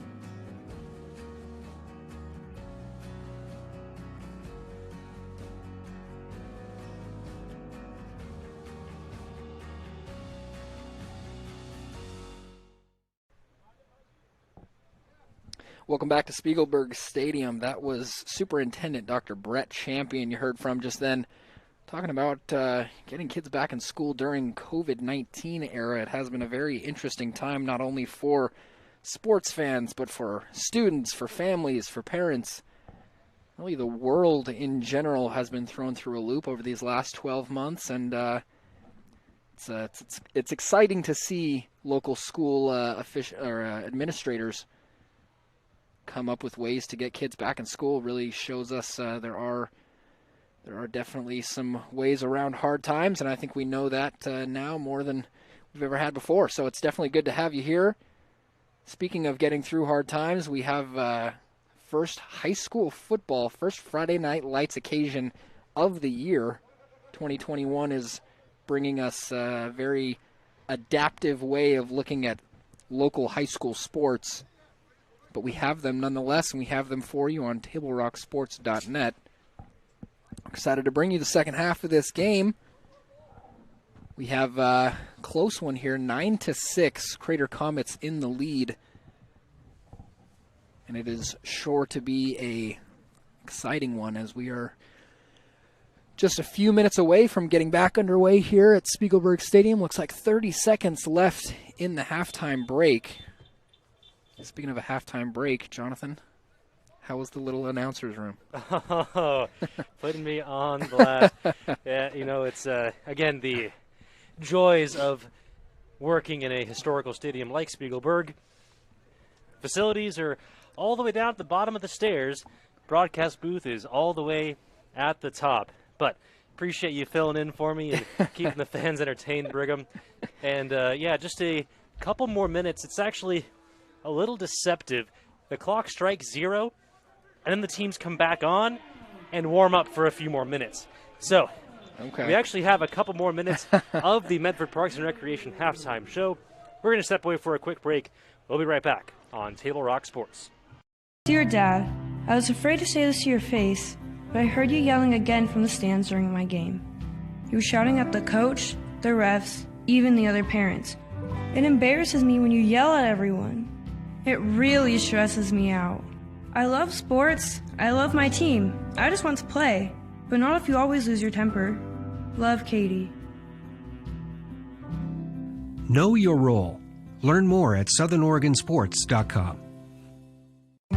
There's a time machine not so far away that takes you back to a world just a few streets wide, where wonder rules the day and families are transformed, from the smallest bug-eyed explorer to that surliest know-it-all. So dive into the past and let them see the world through a simpler lens called Southern Oregon. Their adventure begins when you travel Medford. Welcome back to Spiegelberg Stadium. Both teams warming up, getting ready for the second half of action between the South Medford Panthers and the Crater Comets. You see the score on the John L. Scott scoreboard. Crater with a 9-6 lead. Let's take a look at some scores from around the Table Rock Sports Network. Hidden Valley taking care of business at the Phoenix Pirates. They are up 4-0. They're on that one at the half. North Medford and Grants Pass locked in a tight one. 14-13 Grants Pass. You can check out that game and all these games on Table Rock Sports. South Umpqua hosting St. Mary's, and South Umpqua enjoying that home cooking. They are up 28-0. And the last game on the Table Rock Sports Network There's also Brookings Harbor. There's Brookings Harbor at Cascade Christian. Last we checked, Cascade Christian was up 14-0. They're in a commercial break right now. And I believe 28-0 is now the score. Cascade Christian up over Brookings Harbor. That game getting ready for the third quarter as well. You have been watching the Medford Parks and Recreation halftime show. Hope you enjoyed it, and hope you are ready for the second half of action here at Spiegelberg Stadium. Don't go anywhere. The second half kicks off right after this.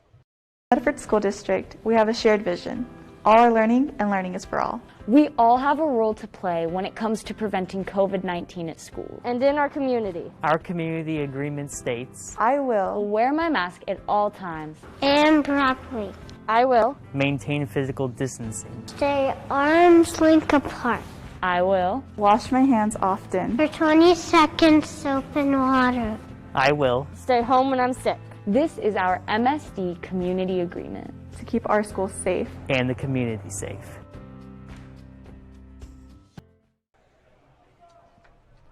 Welcome back to Spiegelberg Stadium. Jonathan Kerman here with you. Alongside me is Brigham Harris, getting you ready for the third quarter of action between the Crater Comets and the South Medford Panthers, as both of these teams kick off their 2021 high school football season. So sorry you can't be joining us at the game, but you're getting the next best thing, and that's watching it live in HD for free on Table Rock Sports. We would not be able to do what we do without the support of our wonderful sponsors, including our title sponsor, Lithia Auto Superstores. Lithia Superstore, Jeep, Dodge, and Chrysler. Visit lithiasuperstore.com to find your next ride. South will kick it away to start the second half, and here we go. A sizable boot picked up at the 4-yard line by Peyton Anhorn. Anhorn trying to get to the 20, and he does.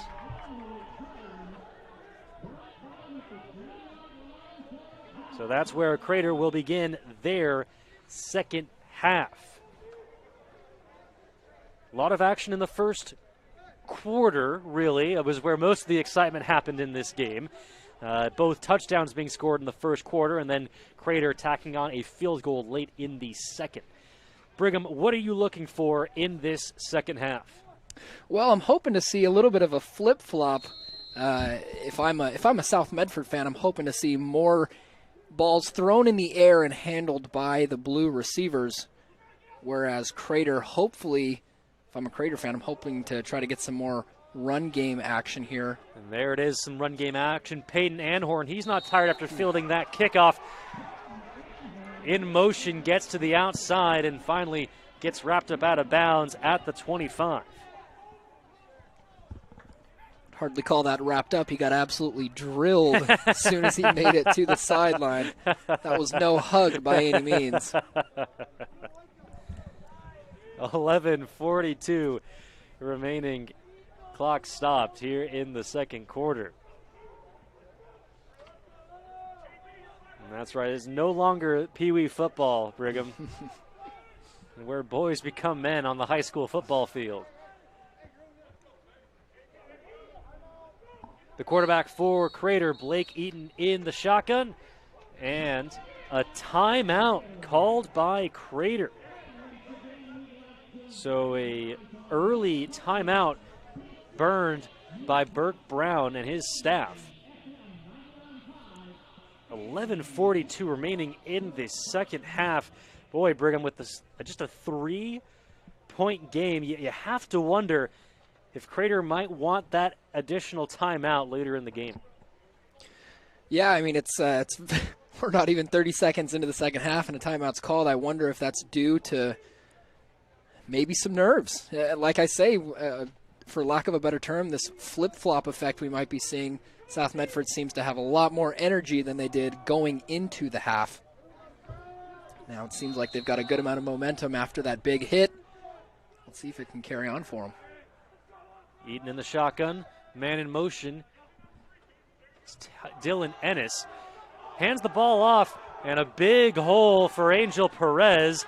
And he will get wrapped up by Garrett Henderson at about the 43-44 yard line.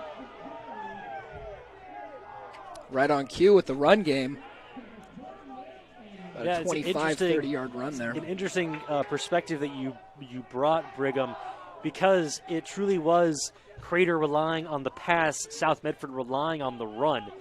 And, yeah, we're already seeing Crater putting the ball on the ground, playing a little more smash-mouth football. It'll be interesting to see the play styles of these two teams. They've now begun to feel each other out.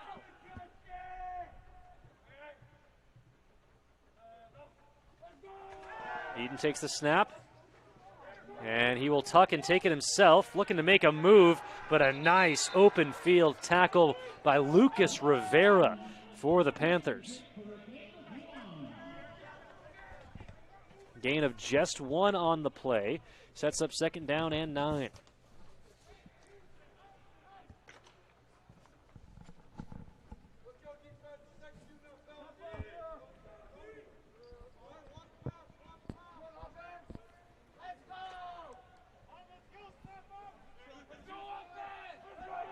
Two wide receivers to each side for the quarterback, Eaton. In the shotgun, man in motion is Peyton Anhorn. Eaton takes the snap, looking left, fires incomplete, intended for Trevor Jasko. And that'll bring up 3rd and long. Nice recovery there by number 66. Looks like Nick Varner just got a fingertip to it. Yeah, there was a hole in that South Medford zone. But a nice recovery by Varner, and the Panthers secondary brings up 3rd down and 9. Same formation, 2 wide receivers see each side for Eaton. Steps back, hit as he throws, passes, intercepted. And wrapped up out of bounds, Caleb Barney. A huge pickoff by Barney and the Panthers. That's exactly what South Medford needed to happen. That's going to, honestly, Blake Eaton had a fantastic first half. Touchdown pass, couple of chunk plays, great throws, very accurate. That might be an answer to South Medford's prayers. Might put the ball on the ground a lot more for Crater and take Blake Eaton at least out of this game for a couple minutes here.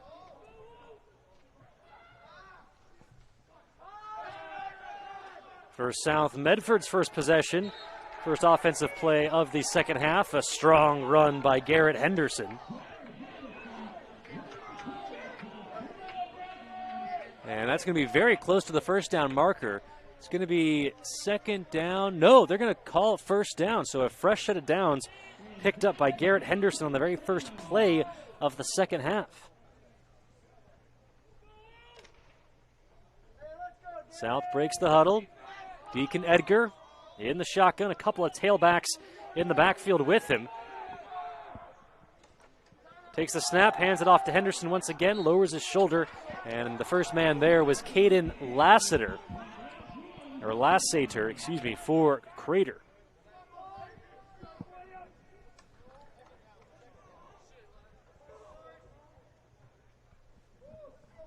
So far, South Medford not participating in the trade-off with Crater, going from running the ball, run to pass, that we've seen so far, just a few run plays. But again, if Garrett Henderson's going to continue producing like this all night, why wouldn't you go to him? Absolutely. They're going to go to the air here. Edgar looking downfield and just overthrows his intended target, but a flag is thrown. Carson Cota was the intended receiver, and Crater unable to keep him bottled up without holding.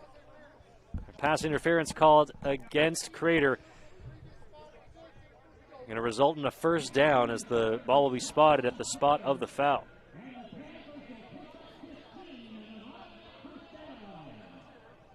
Again, 6'5", senior Carson Cota there.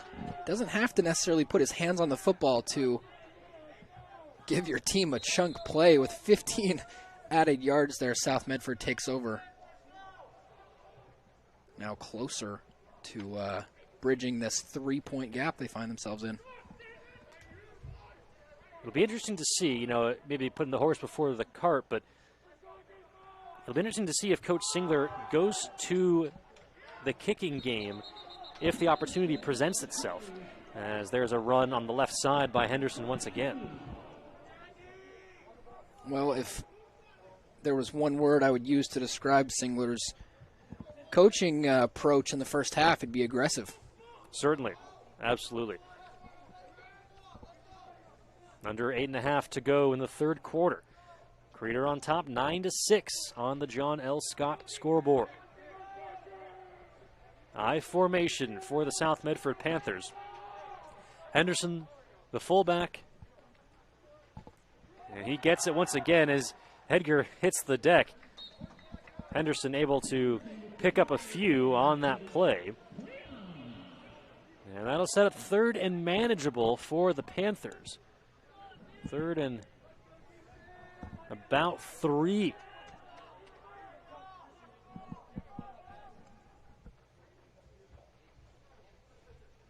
So 3rd down and 3 for the Panthers.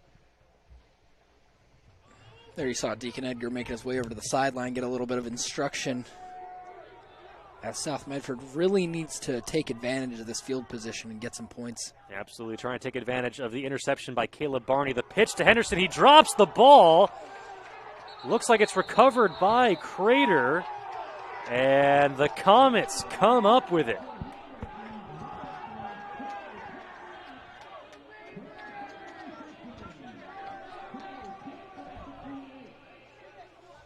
Well, bit of commentator's curse, perhaps. South unable to capitalize on the Barney interception. A dropped pitch results in a turnover, and the Comets will take over on their own 33-yard line.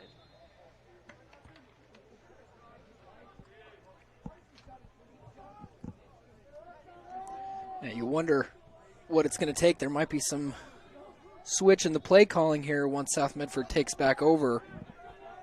You might see them go to the air a little bit more.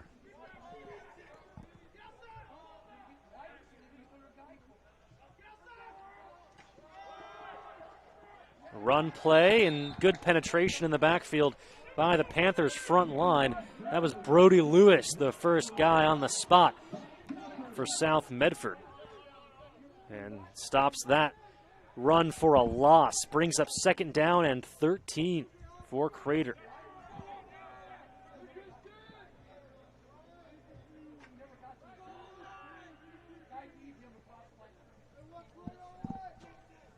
Eden once again in the shotgun.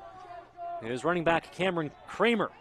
Kramer rolls out. Eaton looking downfield. Pass is bobbled and dropped by a big hit laid on Dawson Douglas. And I believe that was number 66, Nick Varner, there on the play once again, the linebacker. Seen some big hits tonight, Brigham. Yeah. Yeah, it's I keep going back to it, the jitters. It's got to be the first game nerves, but that adrenaline pumps a defense, and it can also force some mistakes on offense. So we're really seeing both sides of the spectrum here. Low snap handled by Eden, rolls out to his right, looking downfield once again, one-on-one coverage. Pass is caught by Dawson Douglas. Whoa! Penalty flag is thrown. I think it's going to be for pass interference. Didn't matter. That is a heck of an adjustment and a play made by Dawson Douglas, the senior wideout for the Crater Comets. Yeah, I got to apologize for that one. I was watching that beautiful throw leave the hands of Blake Eaton. I forgot, oh, hey, I should probably move the camera. Luckily, we did get that grab for you. It was an amazing catch there by Douglas. That connection is working very well for Crater. I don't see them going to the ground here much more, as they're really picking this South Medford secondary apart. From the South 40, Eaton drops back, releases it before the pressure comes. Pass is completed to Angel Perez, brought down immediately inside the 40-yard line, down at the 39. It's really the first time that we've seen Blake Eaton check the ball down. Yeah, he's really been comfortable. Yeah, going for those longer passes, those big shots. Yeah. It's again Dawson Douglas there, top of your screen. He has been Blake Eaton's #1 target on the night. Eaton rolling out to his left. He sees the pressure. Ball is loose, but it's picked up by the Comets. Johnny on the spot that time was Riken de Villeneuve. Is that correct? Was very good. Riker de Villeneuve, yep. De Villeneuve. Yes, there to recover the fumbled ball. Still, good pressure brought on by the South Medford front line. Absolutely. Two defenders there caught Blake Eaton in no man's land, and it looked like it was going to be an easy sack. Eaton must not have seen the second defender, because when he was hit, the ball just seemed to pop right out as if he was not expecting it.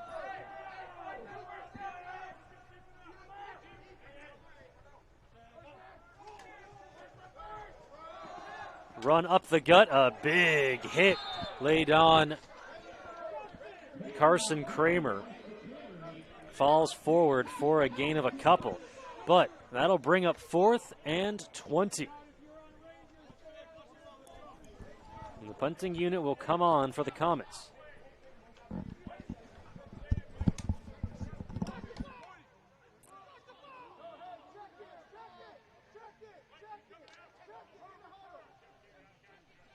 The punter is Trevor Jasko. And the Comets looking to their sideline. Boy, an awful lot of communication for what should be a punt, don't you think, Brigham? Yeah, you could hear the coach on the sideline yelling, "Check it," which generally means an audible could be on the way. Let's see. Jasko takes it, and he will punt it away. Fielded at the 8-yard line by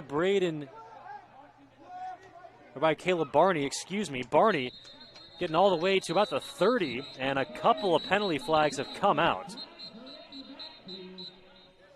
And so we'll see the officials rule. Heard a Crater sideliner yelling block in the back. That would not surprise me, as that's generally the penalty you see after a punt in that vicinity of the field. And judging by the way that the Panthers are moving, looks like it's going to go against South Medford.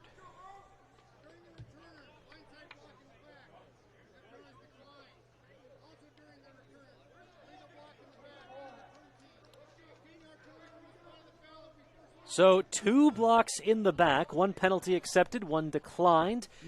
No matter which way you slice it, a 15-yard penalty, and South Medford will be pushed back deep in their own territory.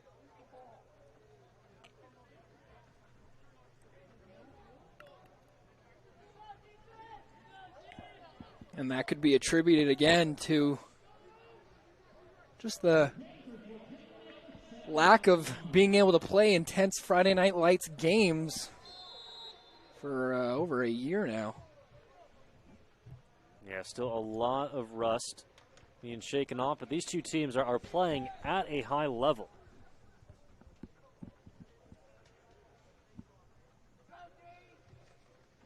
Dual running backs, they hand it off to Henderson, who lowers his shoulder and gets past the 10-yard line down to the 11. Brought down by Angel Perez of Crater.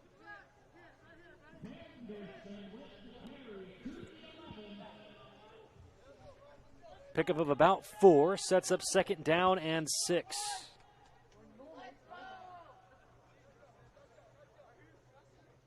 The Medical Eye Center of Medford is helping bring you today's action. They have a wide range of eye care services for the whole family.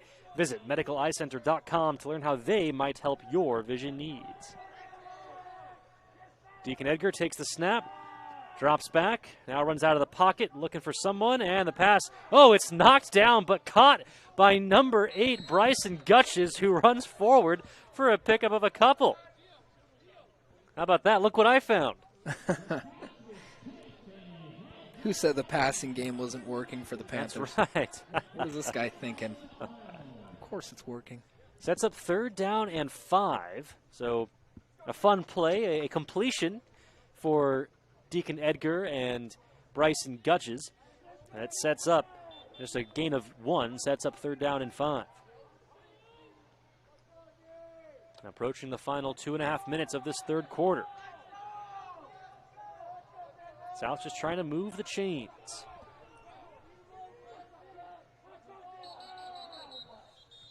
And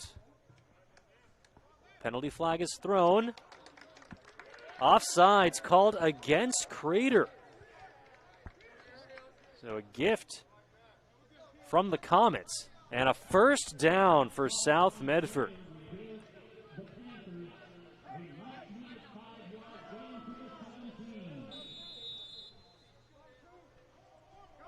Ball spotted now on the 17-yard line.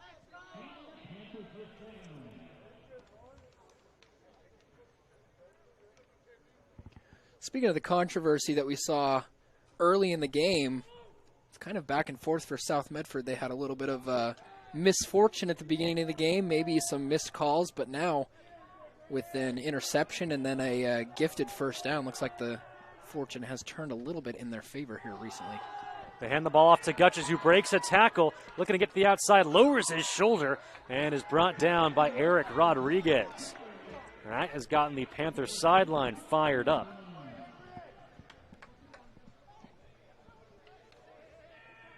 Sizable chunk of yardage, brings up 2nd down and about 3, maybe 4. No, they'll say actually a generous spot. 2nd and 2 for South.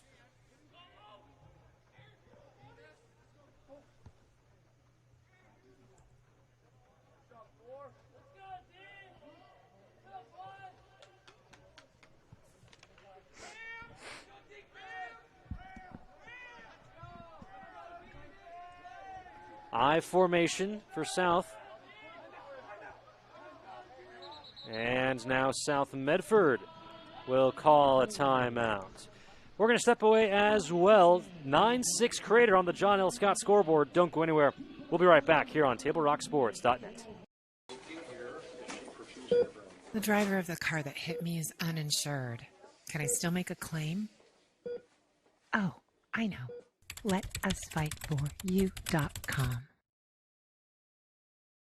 For several weeks, the Southern Oregon Sports Commission has shown you examples of good sportsmanship and bad sportsmanship. Here's why.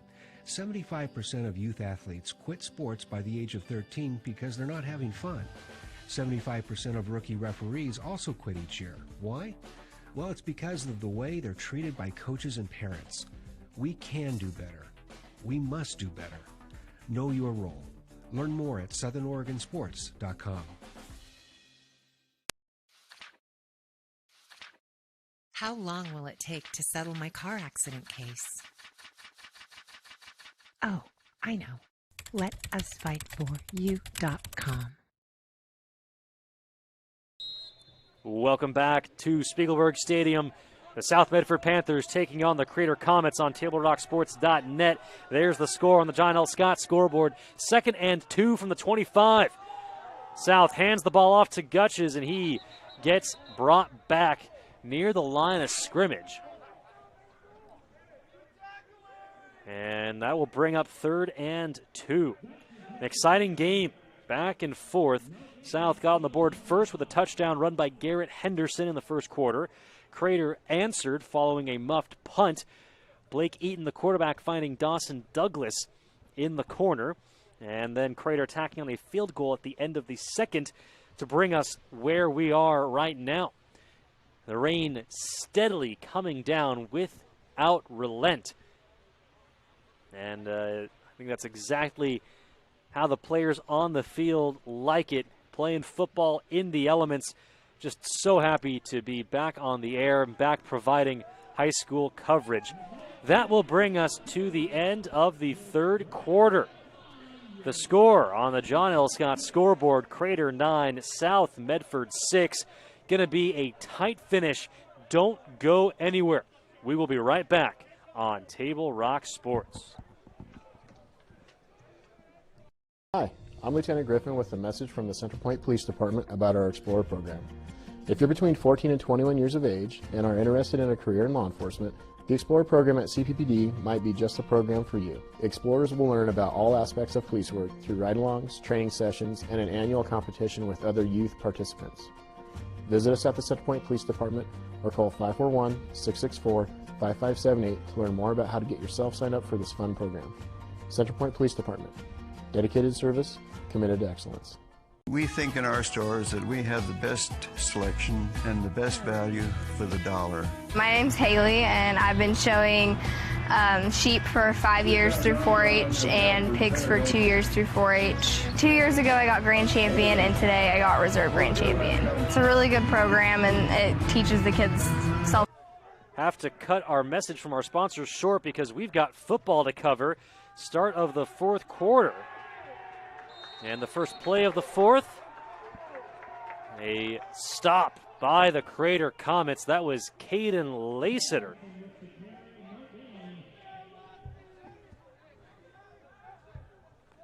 On the stop, and that brings up 4th down and 2 for the South Medford Panthers, and they're going to be forced to kick it away.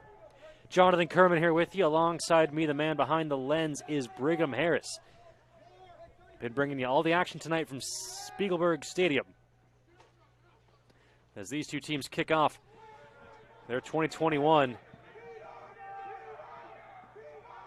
football season. The ball comes to rest just right near the 50-yard line, and that is where Crater will take over.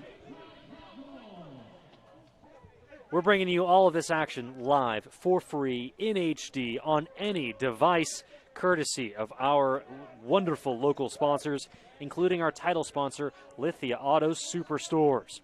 Check out Lithia Superstore Jeep, Dodge, Chrysler at lithiasuperstore.com to find your next ride.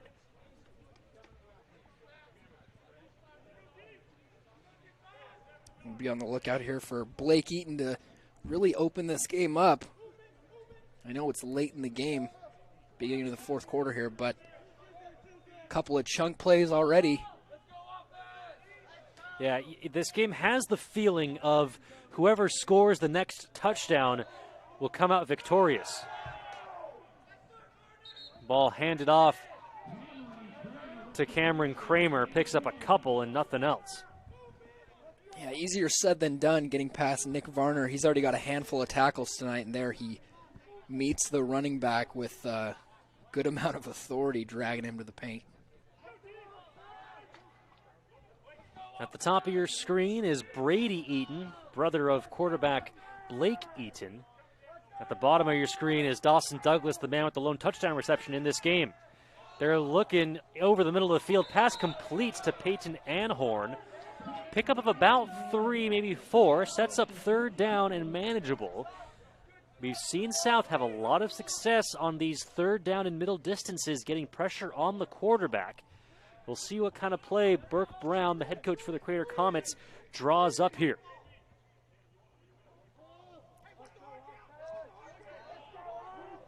We've already seen on third down Crater using a hard count to get South to jump off sides. And another hard count here. South learning their lesson from the first half, not biting. The linebackers fake a blitz, then drop back into coverage. Pass incomplete, but a penalty flag is thrown. It's going to be a holding called against Isaiah McNaught. And you may have heard one of the assistant coaches from South Medford saying the intended receiver, Dawson Douglas, had no chance to catch it. I think the tape would agree with that assistant coach, but the penalty flag is thrown, and Crater awarded the first down and a nice chunk of yardage. We'll have 1st and 10 on the South Medford 31. Yeah, it was just a mental lapse there by Isaiah McNaught, and you can hear it. Like you said, all the way across the stadium, he is letting McNaught hear it as well, because that was it could actually turn out to be a grave mistake. Man in motion, they fake the handoff to Dylan Ennis. Eaton over the middle, pass is complete to Peyton Anhorn. Anhorn gets wrapped up by a couple of South Medford Panthers. There on the tackle, Lucas Rivera and Caleb Barney.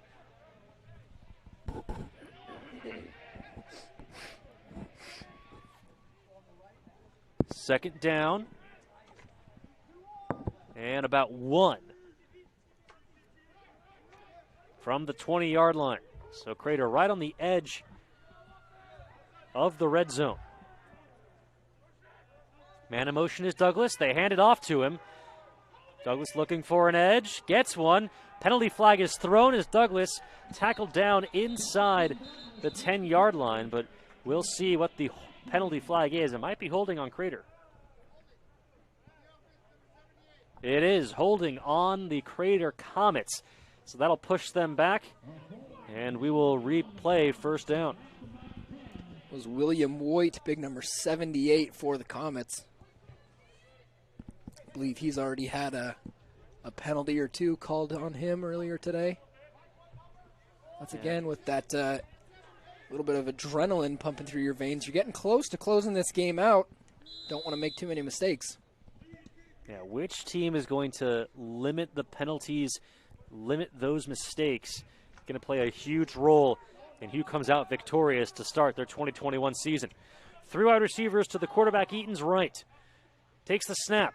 Looking that way, the float pass is complete to Angel Perez, and Perez gets tackled inside the 30 down to the 26 by Caleb Barney. It was a risky pass by Eaton, but the confidence is definitely there, as he's had a pretty good night throwing the ball. And a really excellent demonstration of touch placed on the ball. You know, it's not just lazily throwing around the field. That required a high arcing pass to drop into his receiver Perez, and Eaton made it happen. Eaton, and he's going to get South to jump off sides once again.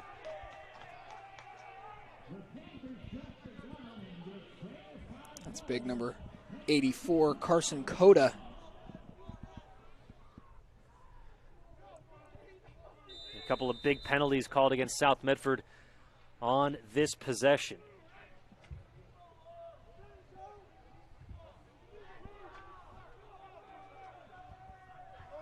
Approaching the final 8 minutes of the game. Eaton takes the snap. Will roll out to his left. Looking to escape the pressure, but Carson Cota is there for the sack. Carson Cota, redemption is thy name. My goodness. And I was just about to say, these South Medford defenders are eager to get to Eaton, but you can't really blame him. He's had a great night so far.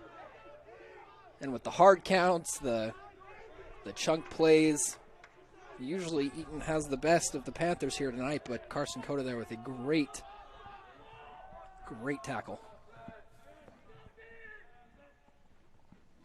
Eaton takes the snap, rolls out to his right. He's looking for a big play.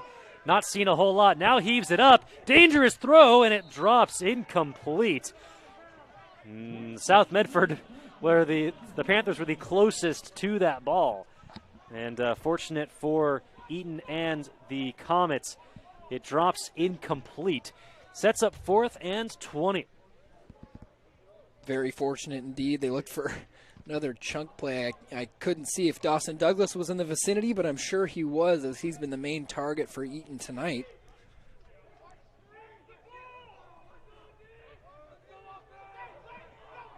And now Crater in the punt formation. Trevor Jasko, the punt man. Caleb Barney, the return man for South. End over end kick. That bounces and will roll out of bounds inside the 10 at about the 7-yard line.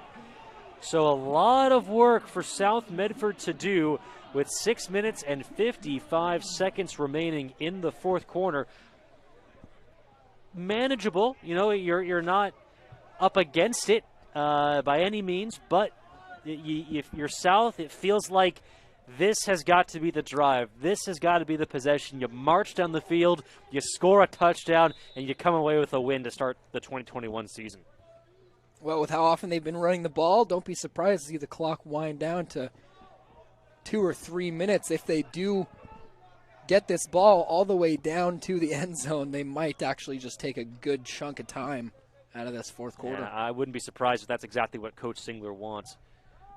Rolling out to his right is Edgar. Still rolling, got a block, and ran about 30 yards to pick up 2. Quarterback hit out of bounds there. You could hear the South Medford sideline hoping for a 15-yard penalty there. Would have been pretty charitable. Yeah, it's been a physical game. You know, in terms of the hits, the officials have been letting the players play, and you know, just calling the penalties on the holding calls, the offsides, that kind of thing. 2nd down and 5. So actually a pretty generous run, a pretty generous gain by Edgar there. 2nd and 5 now. Hands the ball off to the fullback, and making a big cut and running up the gut is number 35, Carson Joe. He also had a miscue in the first half, not to bring any negativity to his name after he just had a great first down run, but in the first half he did have a dropped pass. I'm sure he's looking to make up for that. Back official trying to raise the roof and gets the clock started. 1st down for the South Medford Panthers. Handed off to Henderson. Running up the gut and gets stopped at about the 25. And I would not be surprised if Coach Singler is looking to be methodical, just pick up 10 yards at a time. Heck, pick up 4 yards a play. That's a win. And, you know, I think South would like to be in a position where they've got 4 plays to run in the red zone inside the 10-yard line with less than a minute to go, to give them an opportunity to win it and not give Crater the chance to respond. And the run out there by Colton Samus stopped by the Crater front line.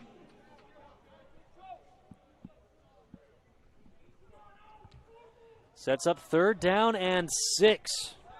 And again, with now under 5.5 minutes to go, I mean, it's not over for South if they don't convert here, but certainly makes things a lot more difficult.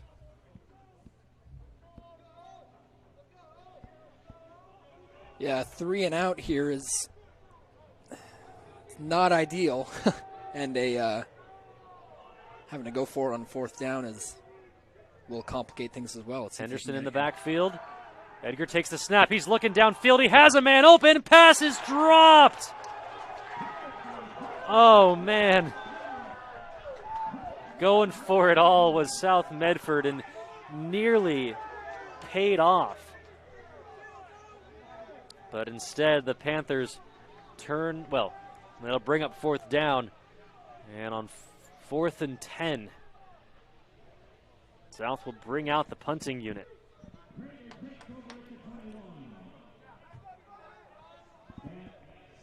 What would have been the first real aerial chunk play for the Panthers has now turned into a 3 and out.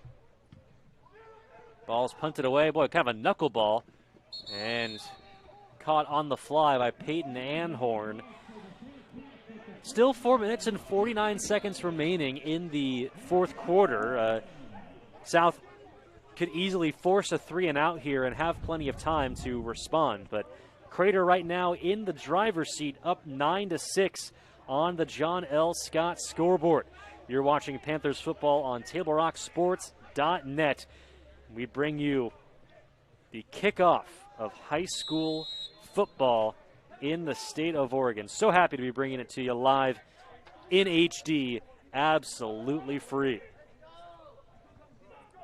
You could hear South Medford down there saying 3 and out right here. I think they understand the necessity of the situation. Man in motion, they hand it off to Anhorn, looking to turn the corner, and he does. Tackle made by Blake Shields. Clock will continue to run.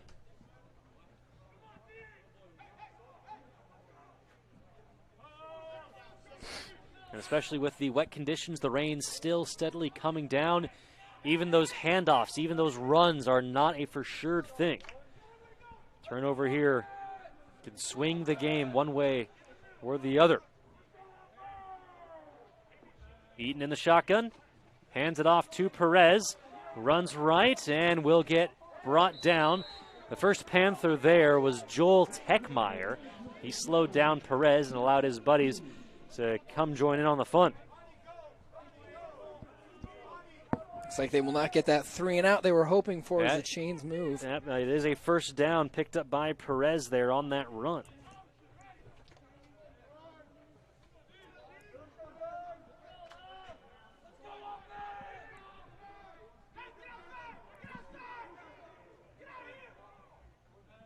Eaton takes the snap, hands it off to Kramer, who runs up the gut and gets tackled by about 5 or 6 different Panthers. Second down and about 7. It's interesting. The Comets are now starting to figure out the run game. It seems like the perfect time to be doing so. Almost 3 minutes left in the game. And they are comfortably marching the ball down the field. Yeah, 2nd and 6 after that 4-yard run by Kramer. Eaton takes the snap, hands it off to Kramer once again. And he picks up a little less this time. There on the stop for South was Carson Joe. Timeout called by South Medford. 2 minutes and 53 seconds remaining in the game. South trailing Crater by a score of 9-6. We're going to keep it right here. Don't want to miss any of this exciting high school football action, which is brought to you by My Circle K, powered by GP Energy. Morning motivation, crunch in your lunch, and fuel for your road trip begins at My Circle K. Now, of course, the student athletes on the field are the stars of the show. Would not be bringing you this coverage without our wonderful sponsors. But if you could do Table Rock Sports a solid and shoot us a subscribe on YouTube, just search Table Rock Sports on YouTube. Hit that subscribe button. We would really appreciate it. It helps us stay in the game and continue to bring you this action. Both teams back out on the field. The final under 3 minutes. Pass complete to Douglas. And he will get wrapped up after a gain of about 2. Interesting call on second down. Brings up third down, brings up 4th and 5. So it looks like the punting unit will come on. Well, maybe not. Let's see here. Crater not appearing to be in any sort of hurry. And so difficult to tell at the high school level what's the punting unit, what's the offense, when you got the quarterback doing it all. And it looks like Crater is going to be content with letting this clock run down to the 2-minute warning. Or rather, a timeout now being taken. No, not a timeout, just a delay of game. So I think the delay of game penalty taken on purpose by Crater gonna give some more breathing room for their punter, Trevor Jasko, to really put a boot on it and try to drop this ball inside the 20. No, I thought for a second they were maybe going to use a timeout and possibly use that hard count that we've been hearing all night.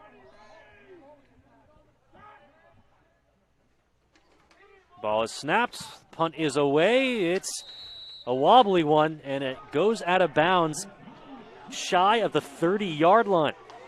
All right, 2-minute drill for the South Medford Panthers.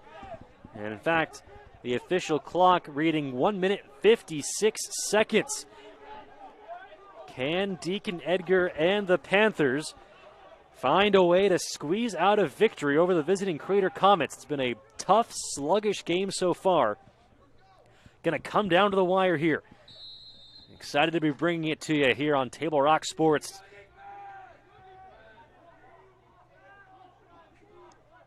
As we kick off coverage of high school football. Edgar rolling out to his right. Looking downfield, pass is bobbled and incomplete. Intended for Gutches, Bryson Gutches. So 2nd and 10 now for the Panthers. Ball on the 29-yard line, on the 31-yard line.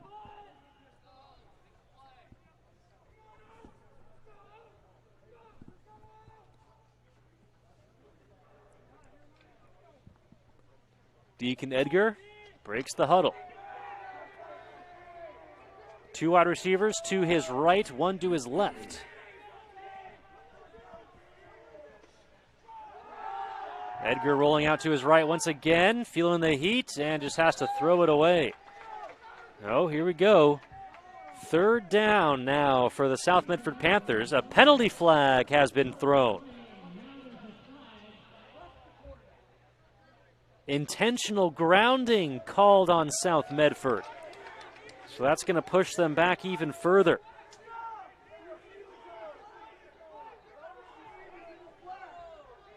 And now the officials will confer. And they're going to pick up the flag and say no flag. That is teamwork on display by our officiating crew.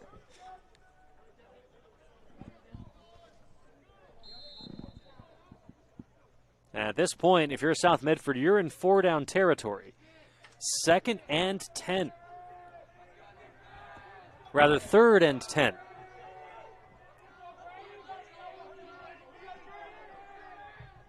Edgar takes the snap, bobbles it for a second. Now is heaving it down the field. Incomplete. No flags on the field, and so that will bring up 4th down.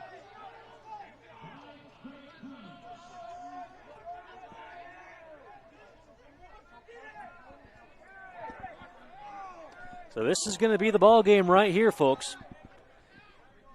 South staring down a 4th and long 9, 4th and 10 from their own 31-yard line, down by 3 to the visiting Crater Comets.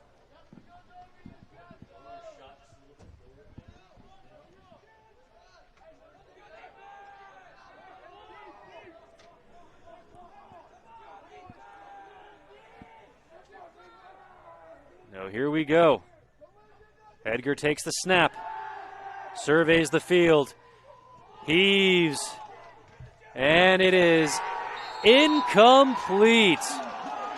Pass intended for Carson Cota in triple coverage. Just had to throw up a prayer, and it was not answered. Turnover on downs. Crater will go into victory formation.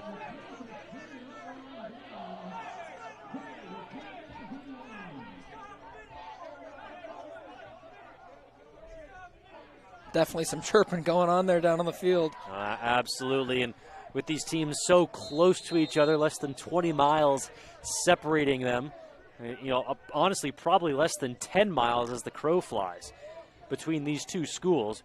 I'm sure a lot of them grew up playing Pee Wee football together. And here tonight, looks like Crater is going to come out victorious. Just one timeout for South.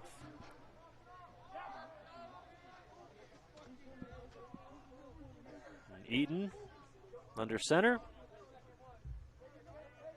will take the knee. Sort of an awkward knee. Yeah, I mean, he was willing to let as much time run off the clock as possible.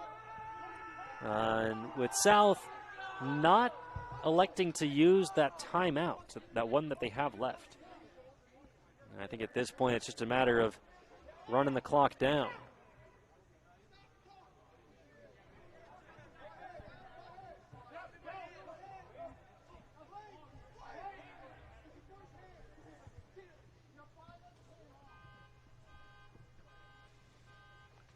An exciting game. All of the scoring coming in the first half. Both touchdowns coming in the first quarter. A smash-mouth football game, some excitement. A couple of big plays on both offense and defense for both teams.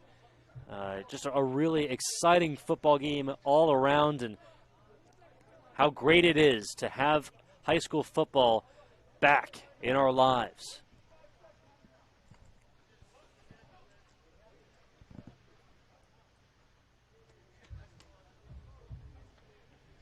Third down and 16. I'm not sure if he'll need to kneel it again, to knee it one more time. He will. And that will bring us to the final. In the season opener, the Crater Comets come into Spiegelberg and defeat the South Medford Panthers by a final score of 9-6.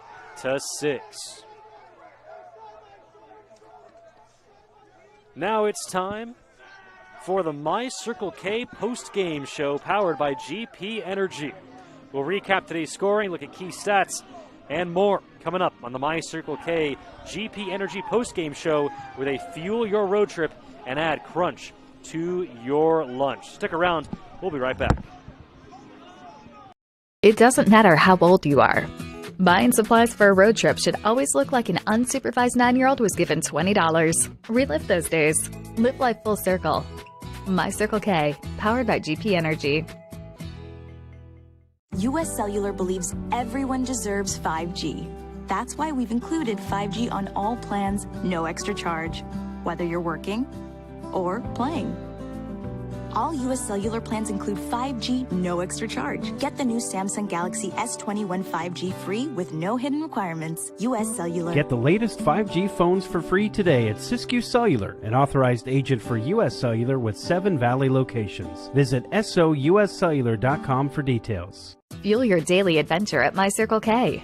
Whether it's some Monday motivation to kickstart your day, adding some crunch to your lunch, or fueling up for a road trip, your journey begins with My Circle K, powered by GP Energy. Welcome back to Spiegelberg Stadium. You're watching the My Circle K postgame show powered by GP Energy. You see the score on the John L. Scott scoreboard. The Crater Comets coming out on top on the road against the South Medford Panthers in the season opener as we kick off high school football here on Table Rock Sports. Jonathan Kerman here with you, alongside me, Brigham Harris. Brigham, an exciting game, a roller coaster of a first quarter, and then things really settled down in the final 3 frames. Break it down for me. What did you see from this game?